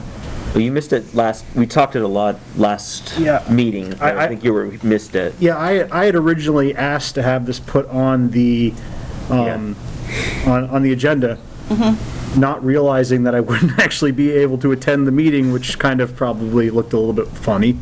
But, yeah, so I kind of missed the discussion. I haven't had a chance to watch the whole footage, so I'm not really sure where it was left with the board. I think there was a lot of support for having other locations to have displays of equity. Okay. And inclusion and diversity and, I mean, just sort of a general. Okay. So maybe if everybody on the committee would review that conversation. Yeah. And I think it might be helpful, since I don't know if we can hash out the charge currently, other than to say, please start the process. But maybe if everybody could could think about what their, their ideas were and come to the next meeting, but perhaps you guys have a conversation on where that would be going. Maybe you could help. I would be happy to help, but I think it makes sense that the board have no expectation that I'm driving. No, that absolutely. No, but I meant in the process of being able to get faculty, I will absolutely do any heavy lifting that needs to be administrators. done. You got it. I mean, I'm sure the equity committee would be very happy to, and Jody would be the contact for that? Yes. So she might be your first stop. I think I'd like to see something inclusive, but not singling out different groups. Well, I believe that was kind of Art's... I mean, that's what we talked, somebody was talking today. Fat people, skinny people, freckled people, pimply people. We don't just think in one or two groups, that we're trying to be inclusive of everybody without being singular. Yeah, I mean, that could go as far as, a contest within the school. I mean, I think this might be a year-long process, working out how exactly it would work out. Yes, Art? Well, just to be very clear here, and I think I'm hearing you talk about, Matt brought it up, about my proposal at the last 2 meetings ago, I guess it would be now. If that's what you're talking about, I want to make it very clear that my proposal was a compromise. You do not fly the flag, but you do this instead. I understand that. Both, I want no part of it. Okay, thank you. Okay? Okay. If you're going to fly the flag and then be thinking about this, that's not what I said. I understand. I specifically said a compromise that in order to stop the divisiveness that you started with this flag business, we create something that everyone can buy into. That was my proposal, just so it's very clear. Yes, thank you. Thank you. Yep. Being that apparently there was at least some support of this proposal at the last meeting, that's the kind of idea I'm getting, and that we're just in the process now of putting together some form of ad hoc committee to review this, would it be inappropriate to ask to delay the September 7th until we can at least have one meeting to decide which direction the board wants us to go, or is it too far along the process to do that? I don't know. I don't believe I mean, if you review the minutes and the film of that meeting, there was nobody suggested that. Okay. Part of that process. That was just my... But, I mean, the full board, almost the full board is here, although we're still missing two people. I mean, Art's made it clear that his proposal was kind of supposed to be a compromise. And I just didn't know if the board wanted to give us a chance to meet once and see what we decide, or if we want to just go ahead with still putting the flag up on the 7th. I mean, I'm just asking where people stand, so. I will repeat what I said before. I love the idea of having, I love the idea of having another location that could house things other than the flag, but it doesn't replace the fact of all the work that we did, the policy and everything else for the flag being flown. That was my thing, and that is slightly different than what Art suggested. So that's where that was what I recommended. I don't know. If I could add to that, I spoke up at the last meeting and said that I appreciate the permanent nature of the equity display, whether that's outside or inside the building. And I stressed the fact that the flag is a temporary display. So I support both. May I comment? I just want to say this is kind of an example of how people feel they're not being heard. Art put together a compromise to the board, but now the board is hearing, let's do both. It's not hearing what he came up to say, and I think that I'm just pointing this out. I don't really want a response because I know I'm going to get this is the way it is, but people aren't hearing he came to a compromise, pull or this, and now you're taking his compromise and making it something else, and that's what makes people feel like they're not heard. That's the psychology behind why people feel like they're not heard. And that's all I don't... Okay, thank you, Christine. I will say that we had a discussion at the last meeting Yes, but he ignited your discussion, Adrian. Took my idea and totally perverted it to your own benefit here. I didn't bring it up so we'd do both. It was a compromise. That means you give something, we give something. Okay, that's what that is. All right. You're wanting to do both, which you're going to do what you're going to do. I guess we could, all we can do is kick and scream over here, but. You're just going about this so totally wrong. That's all I can tell you. Okay. There's a really great program called Braver Angels, and it's about the different sides listening to each other and maybe really hearing, because that just showed me a perfect example of somebody coming to the table and his idea wasn't really heard, what his intent was. Actually, I just will respond to you without saying, no, we're ignoring it. We did discuss it, and we said specifically, we heard Art's suggestion. We are not willing at the meeting our last meeting, that we were not willing to not fly the flag. We had done a tremendous amount of work to develop the policy in response to student and board request. The policy doesn't Excuse mean that me, you fly Mr. the flag, Peterson, Adrian. Mr. The policy's Peterson, a you're interrupting. mechanism. Mr. Peterson. It's a mechanism. It doesn't mean you fly the flag. This body has to take the considerations and the risk assessments and put that together and then decide. The policy is immaterial. If anybody had any guts here that tell the kid that flag can't fly, it's too political. Are you finished? That would have done it and Excuse me, this is our board meeting, and you are interrupting. I don't care. I'm a citizen here and a taxpayer, and I'm sick and tired of the way you people conduct business. It's horrendous. Are we done? Can we move on to something else, please? No, I still want to say something about this. Okay, go ahead, Bruce. Was just said, I don't see how it was a compromise position. And then it's been taken, it was going to do both now. We said that last week. Somebody goes, that's a good idea, I like that too. I don't see how a display or a flag is going to bring anybody together. I want to see some pride in the school and people welcoming each other. And you see somebody, you can feel it when you get into a school. You can feel the camaraderie, you can feel the love. But we're not feeling that. That's what somebody thought of tonight. It's not here. And putting up a display, you might feel that this is going to do it now. It's not going to do it any more than the flag. It may satisfy your desire to have a display up or a flag up, but we got to get to we're still not talking about education. Yeah. But we've got to get the spirit in the school. And I don't know how to do that. But it won't be a display that does it.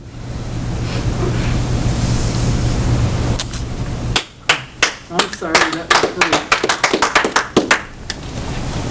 Are there any other comments? I have. Matt, are you going? Okay, 1 minute. I'm sorry. We really do need to keep going. Sorry Yep. to disappoint you. I really am. But we just had American lives lost.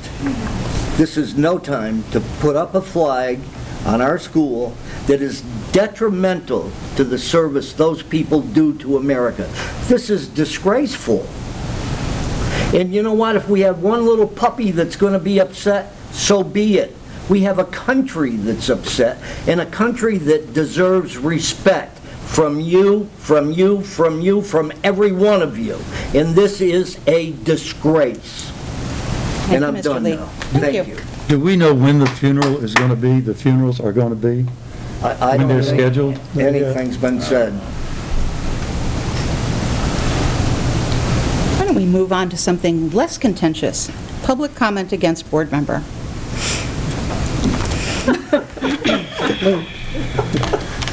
Comment, complaint. Yeah, complaint.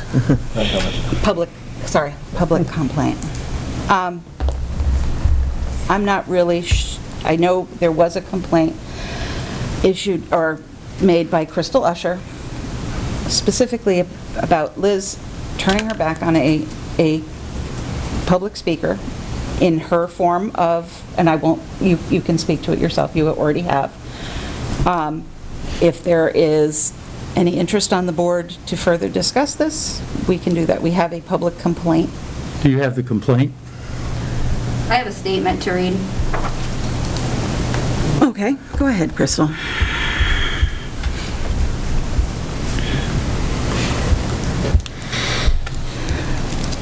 Very nervous about doing this, so please bear with me.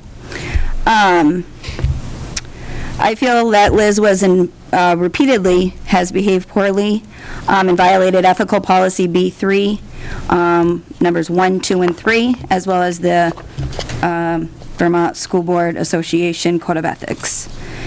And I just want to clarify before I start my statement, my intent is not to speak in regards to the flag or the controversial conversations that have occurred, but in regards to the actions that occurred leading to this complaint. I have not shared my views regarding the controversial topics, and I have no intentions of doing so. Liz, a few weeks ago you read your statement attempting to defend your behavior in regards to turning your chair to Mr. Fillmore. I observed you as being well-educated, articulate, and clearly passionate about what you believe in. While these are all admirable qualities to have, your inability to conduct yourself in a professional and respectful manner far overshadow any representation and opinions you express. On a number of occasions, you have been unable to separate your personal and political views, resulting in disrespectful and unethical behavior. Specific violations, referring to a public member of our community and ethnic minority in slang terms, directly resulting in his children leaving our school district.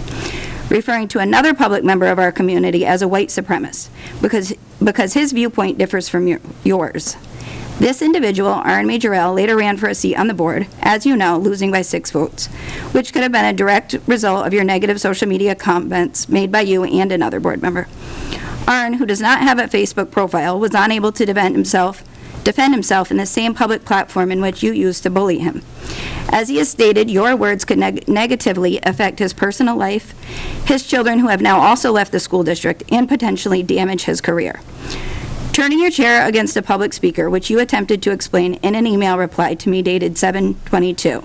You claimed at that time your actions were a result of the speakers going over time, with no other reasons mentioned.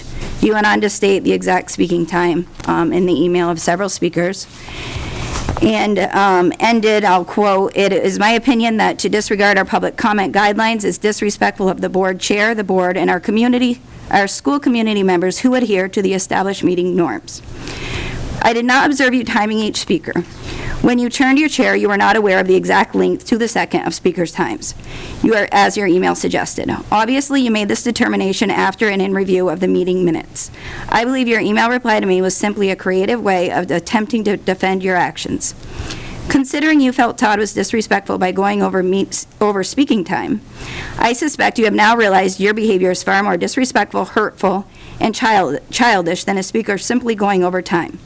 Does your comment in regards to him being disrespectful of the board chair, the board, and our school community members who adhere to established meeting norms not apply to you? Because when you turned your chair and back to Mr. Fillmore, you were most certainly not adhering to established meeting norms. Eventually, you proceeded to defend your actions, admitting in a long, articulate statement that you found Todd's comments offensive. His statement is his opinion, something he believes in and is passionate about. Had he been speaking in something you were in agreement with, I strongly suspect you would not have behaved so poorly, regardless of the time counter. You presented yourself in a childish and disrespectful manner, yet everyone in the room did their best to ignore your actions. The speaker finished his comment and the meeting continued. Todd spoke in regards to events and discussions that occurred at the June 16 public meeting. A recorded meeting available for streaming online, where a young adult made a formal request to raise the flag, the BLM flag. Todd presented himself respectfully, while choosing not to name the young adult who had made the request. What I heard in his comment was his emphasis on what he feels is the divisive nature of the flag and BLM, a comment you took out of context, going on to claim he was disparaging a student. Whether you agree with what a public speaker is stating or not, it is your position to conduct yourself in a professional and respectful manner. You have repeatedly proved this is a challenge for you, and as a result, upset and hurt many members of the community in which you are serving. Ironically, I filed this ethical complaint prior to your most recent insulting behavior at yet another community member and taxpayer. When Anna Majorelle asked about your insulting social media comment regarding her husband, while asking you why you never responded to her email in this regards, you became confrontational, rude, and attempted to defend your actions by accusing Anna of stalking a child. Clearly, you are not understanding how the world of social media works. Once something is commented, posted, or shared publicly, as your comment was, anyone can capture that interaction and do with it what they wish. Anna is not actively on Facebook and was not stalking a child. More likely, someone made her or her husband aware of the comments you had made.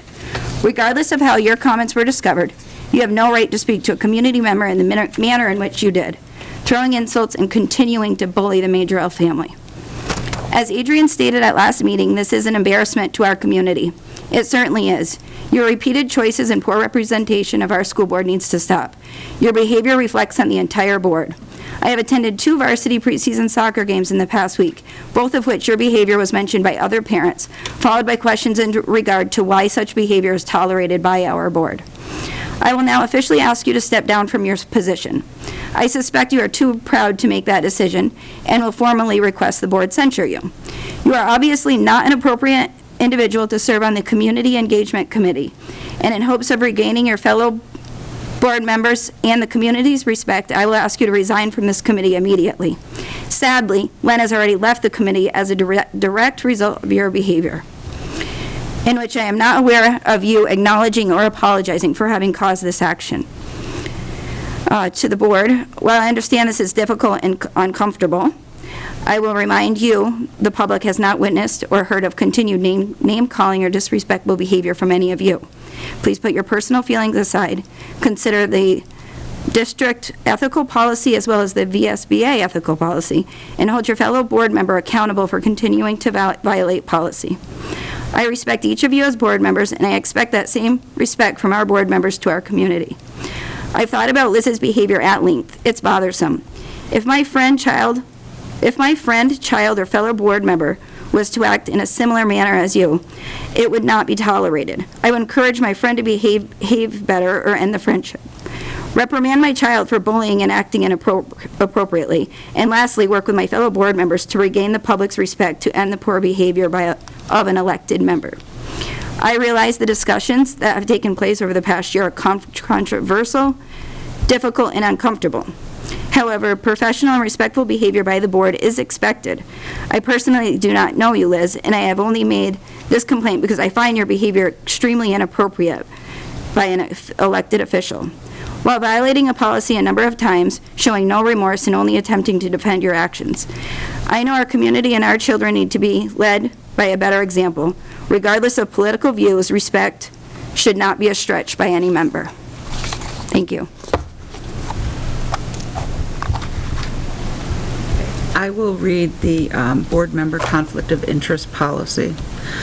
Members of the board recognize the ethical duty of all public officers to avoid conflicts of interest and to act in an ethical manner. Vermont statutes include a requirement that school boards adopt policies and procedures to avoid the appearance of conflicts of interest.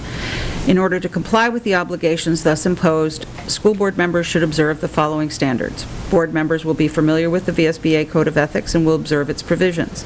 Board members will be familiar with and adhere to those provisions of Vermont education laws which define school board powers and govern board member compensation and public bidding processes.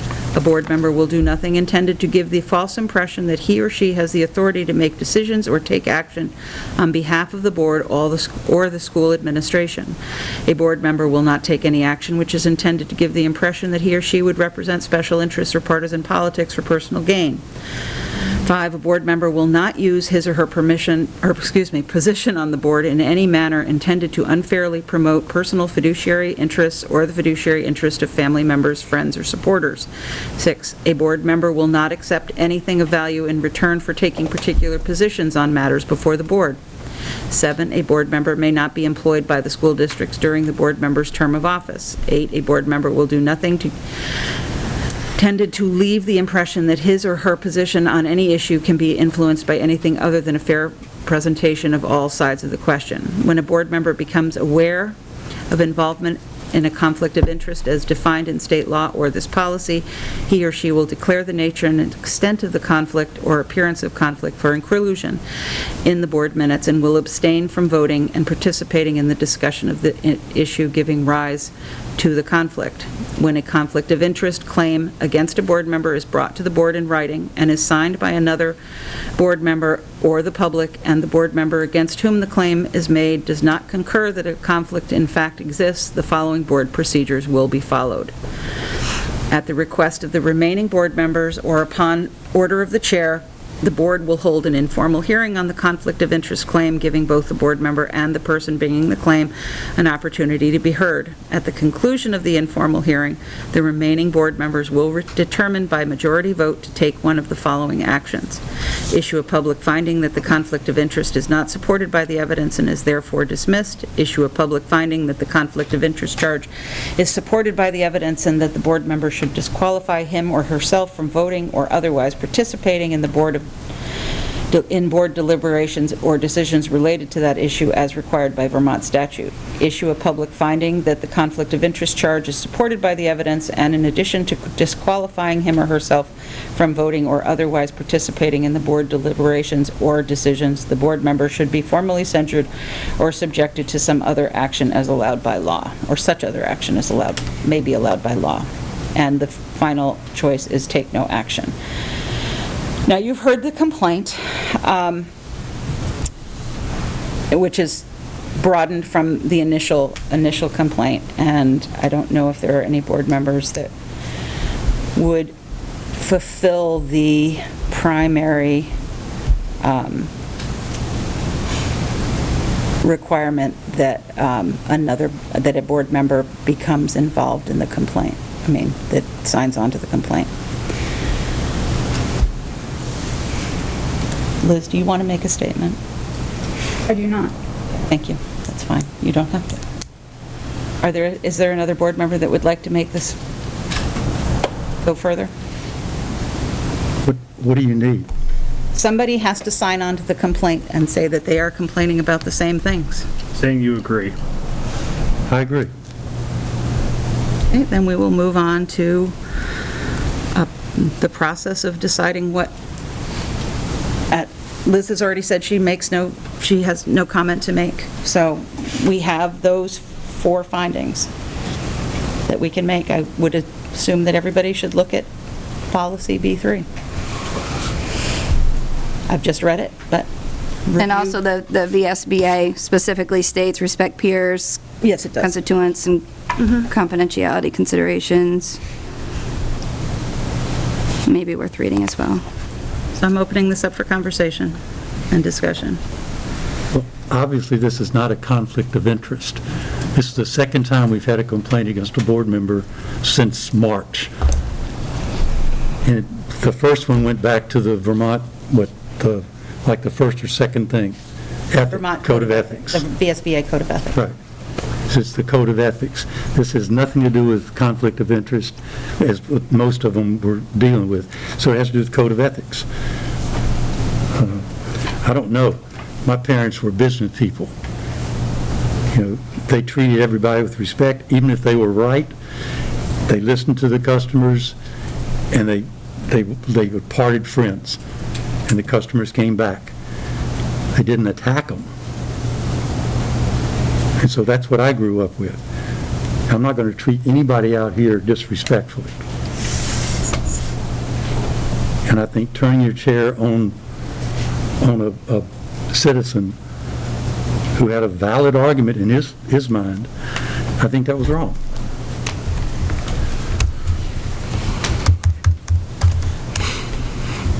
Do any other board members have comment? Yeah, that night, Liz was sitting next to me, and I thought in my mind that one's going a little bit long. But I don't know if it was done from a malicious, I don't believe it to be a malicious standpoint that was done. Personally, I think it looked a little silly from my standpoint. Being silly is not something I think should eject anybody from this committee. What I do think will happen if if I remember right, Liz is up for re-election this coming year. If the members of the town of Wallingford think it's a problem, the members will speak, and Liz will either be here next time or she'll be gone this next time. I think it's up to them in this situation more than it would be up to us from our abilities as a board. I don't think the board has the authority to kick somebody off the board. No, nobody, that is not one of the options. I know, I'm saying, that's what Yes. Doug was, Yeah. we don't have. We don't have that. Do you want me to read the four I think we have choices again? We could censure somebody, that's. Issue a public finding that the conflict of interest charge is not supported by the evidence and is therefore dismissed, so dismissal. Issue a public finding that the conflict of interest charge is supported by the evidence and that the board or that the member should disqualify him or herself from voting or otherwise participating in the board deliberations or decision related to that issue as required by Vermont statute. Issue a public finding that the conflict of interest charge is supported by the evidence and in addition to disqualifying him or herself from voting or otherwise participating in board deliberations or decisions, the board member should be formally censured or subjected to such action as may be allowed by law. Obviously, there's no breaking of any law here, so that's not part of that. And then take no action. Doug, I'm interpreting what you said to be take no action. Exactly. Are there any other board members that have anything to say? Matt? Liz chose to turn her back. You know, that's her own decision to make. I understand how it looks bad. I understand the frustration. I mean, I think if I was speaking, I probably would have been offended and upset if someone had turned their back on me. And I understand that we have a 3-minute time frame for speaking, which used to be 2 minutes, and now it's 3 minutes. In the end of the day, you know, we're a board that represents the school district. You know, it's a very, it's tough times we're in right now. Talking about education, talking about Black Lives Matter, talking about sports. And in my opinion, and I'm only one member of this board, the 3 minutes is more, in my opinion, a guideline than a cut and dry. I mean, if somebody's, you know, talking in circles and beating a dead horse and this and that, that's one thing. But I think telling the public they can't speak and finish their thought is a slippery slope to make. And that's my opinion, so. Do you have a suggestion on which of those four? Because that's what I'm going to be asking when you... Come back to me. Okay. Thanks, sorry. Bruce, did you have your hand raised? Yeah, I was just saying, I remember the complaint from 4 weeks ago, and it was more than just turning the back. It was the confrontation that you stood up and wanted to end the meeting. And we have our rules that we don't engage with the person speaking prior to a meeting. And then it goes back to the flag. I wasn't even on the board then, and I read about it and the emails that went out. So it's not just turning your back on somebody. I thought that would have been nothing. I mean, it would have been disrespectful, but that wouldn't have been anything major. But I think a censure is in order. A censure does nothing but say, we are not happy with what you're doing as a board member, with your behavior as a board member. Doesn't mean you get fined, doesn't mean you get kicked off. It just means, watch out. Okay.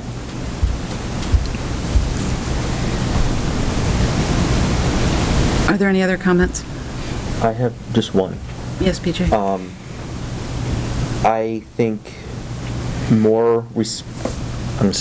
I think a lot more respect needs to be given to our chair in letting her run the meeting.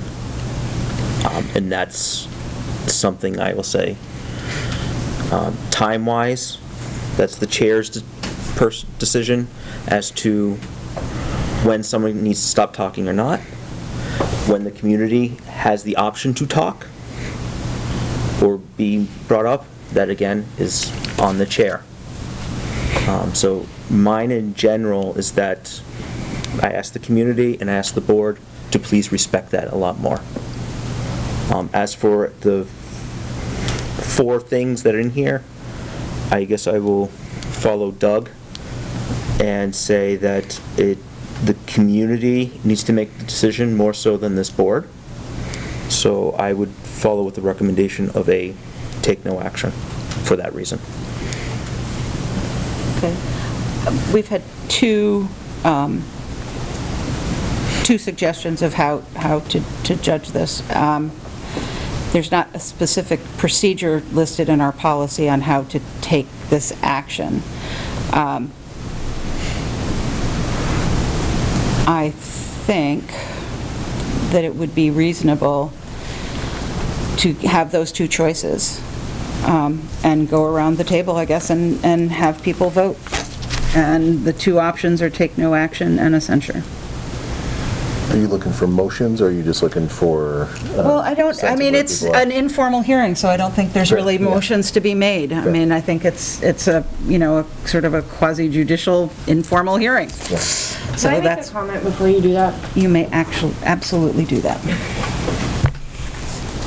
So I do not necessarily agree with Liz turning her chair, but I also kind of, and I'm not going to say I necessarily agree with it. I do not agree with turning the chair because the public does come out and the public does have to speak to us, but the public also needs to respect us a little bit too.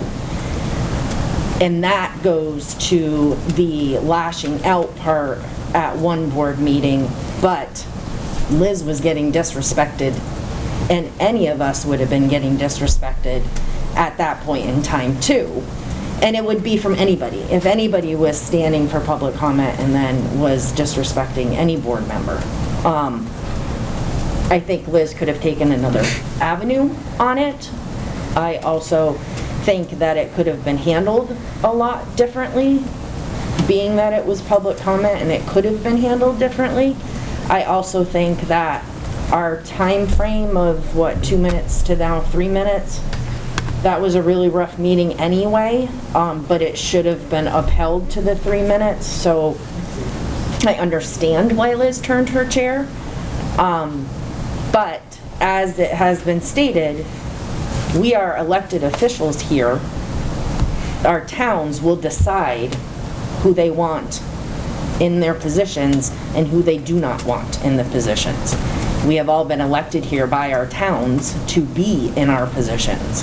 So I'm going with do nothing right now. Okay, I'm going to ask for a vote from everybody, but thank you for your statement. So, are there other comments, or are we ready to vote? Okay. Matt, you have two choices: take no action, censure, or I guess not voting. I mean, you can abstain.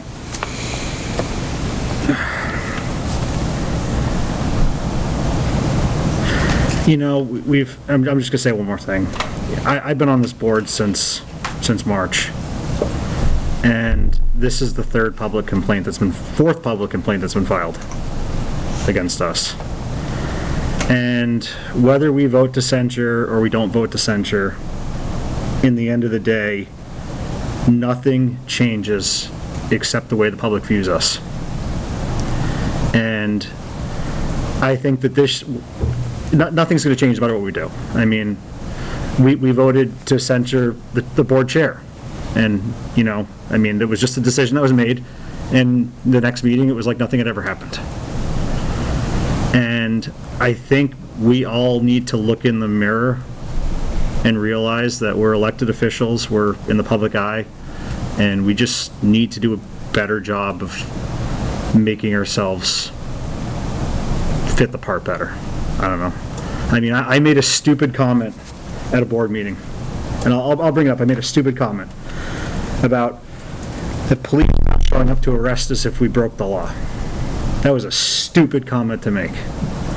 And I made a lot of people that worked in this district very uncomfortable with that comment. And I'm embarrassed I made it. I am. And I'm glad I got called out for it. We all need to just do a better job. I'm not gonna vote. So. Liz, you can vote. Well, I'm going to recuse myself. Okay, you're abstaining. Yeah, abstain. Thank you. Andrea? I'm going to abstain. I'm changing. Yeah, I'm abstaining. Okay. BJ? Only because I think as a board, we have an obligation to give a decision whether we like it or not. I'm gonna stick with my take no action. I like Doug's thing saying that I think at this point it is a voter decision, not a board decision. Asha? I will also vote for no action. I believe that the voters of Wallingford will decide. I concur with the previous two before me. Okay. Doug? On the next, I agree also. Bruce?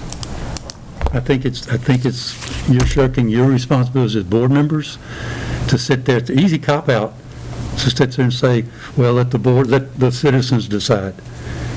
And yet we're told, when we had a board member step down, that we have to suck it up and we have to make these decisions. That's why you were elected. And so now we're elected, and a censure is nothing other than just, let's stop it. It's gone on too long. And it's going to continue to go. It's going to be hard to censure anybody on this board for anything. We just say, let the citizens decide, and that may be fine. But I'm still voting censure. I'm voting take no action.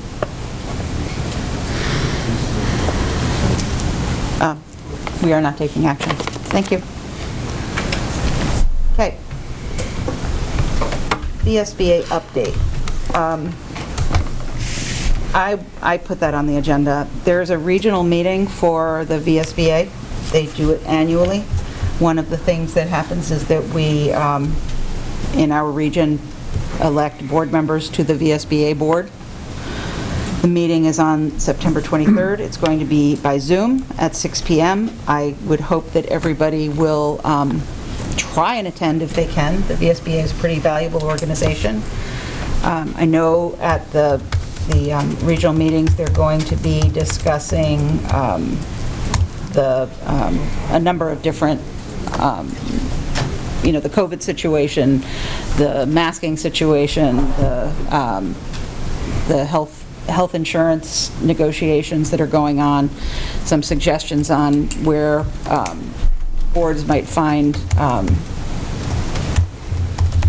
I guess, more information and maybe some strategies for upcoming negotiations with teachers and support staff and administrators. So I would certainly love it if our board had more than me going. I am on the VSBA board. I'm one of the Rutland regional reps, and I know my position. I have another year, and then I'll be back up. But there is, I'm not sure if the other member. It's a gentleman called George Gonda from. I think he's Bennington Rutland, but I'm not absolutely positive. And I'm not sure if he's running again. But the regional meetings are very interesting, and I would like if people would go. So September 23rd, 6 p.m., you just sign up, go on the VSBA website, and you can find the sign up. That was all I had to say on that, unless anybody has any questions. Okay. So, I'm sorry, 6 p.m., sign up on the VSBA website? Yeah, on their website, it's under regional meetings, whatever. You have most likely received emails and discarded them and not looked at them, because it doesn't seem to ring a bell. So. Okay, we are on to transact other legal business, and I don't know if anyone has anything to bring up there. I do not. Anybody? Okay. We have agenda building. Are there things that people specifically want? I would like to hear a report on the flag raising, please. Actually, we do have another transact other legal business. We do need to discuss whether or not we will have people for the next meeting.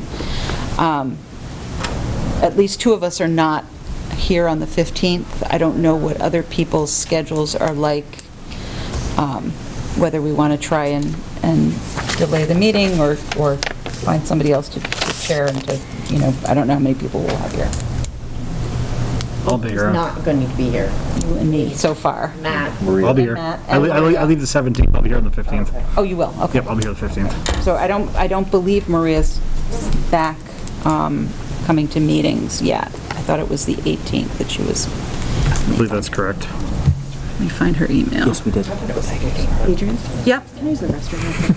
Sure, we can take a break. This isn't school, it's in school, but it's not school. I didn't want to leave for an important thing, but I was Okay, we'll hold off. I can make the meeting, that is there. Okay, thank you. So I guess the meeting will just go on, and that's not a big issue then. But, so for agenda building, does anyone have anything else? I mean, as I said, I would love to have a flight. Yep. Bruce? I got two things.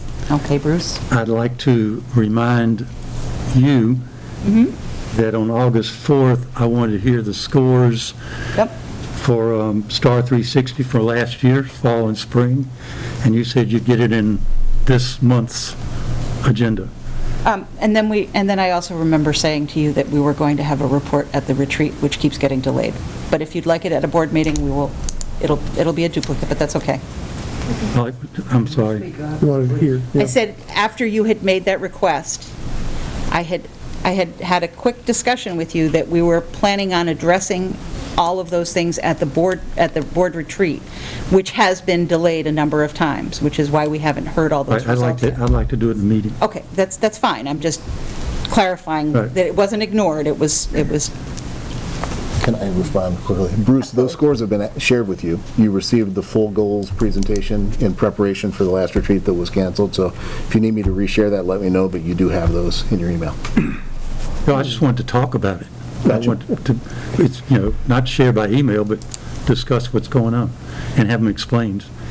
And the second thing, I would like to see, it was easy to do an ad hoc committee on a display tonight. I'd like to do an ad hoc committee, formally talk about it, about why people are leaving, what do we need to do to get people in this school, to get the spirit back up in this school. If they're leaving for educational reasons, if they're leaving just because they got jobs somewhere else, and it has nothing to do with the school, if they're leaving for teachers, I just want to know why they're leaving. Are they leaving because we don't have good sports? And I've got community members who are more than willing to sit on that committee, because they are very concerned about it. Okay, we'll put it on the agenda. Does anybody else have anything? Yes, Matt? If we do decide to make a committee, under Bruce's recommendation, I'd be more than happy to sit on it with him, so. Be chair? No, I won't be chairing this one. You I can. will also. Okay, we're not setting it up. I know, but- So Because I won't be here. remember your thing, but, okay, all right. Okay, does anybody else have anything? Nope, okay. We do have an executive session that we will need to have, and you can give the reasons. Yeah, so we essentially need two actions to go into executive session. The topic is labor agreements related to COVID. So first, we need a finding that premature public knowledge would put the board at substantial disadvantage, and then after that finding, we need a motion to go into executive session to discuss that topic. Okay, I would look for a motion for the first, that it would put us at a disadvantage. Thank you, and and Sam seconded. Do we have any other comment on that? Okay, all in favor of going into, well, we're not going into executive session in this vote, but the reason for executive session being the premature public knowledge to our disadvantage. All in favor? Aye. Is that everybody? Okay, I saw you wave. And now could I have a motion to actually go into executive session? So moved. Thank you, and thank you. Okay, all in favor, please say aye. Aye. Okay, thank you. We are back in session, and I'm looking for a motion to address I'll make a what we motion. discussed. I'll make a motion to authorize superintendent to enter into negotiations for a side agreement related to COVID work conditions. Can I clarify that? Are we entering into a side agreement with both the support staff and the teachers? Yes. Okay, do we need to say that? Great point, yeah. So the full Mill River Unified Education Association. Okay, I authorize the superintendent to enter into negotiations for a side agreement for COVID work relations and conditions to the full MRUEA. MRUEA. There you go. So both support staff and teachers. Okay, is there a second? I'll second it. Okay, is there further discussion? No. All in favor of that motion, please say aye. Aye. Aye. Okay, that was unanimous. Thank you. Thank you.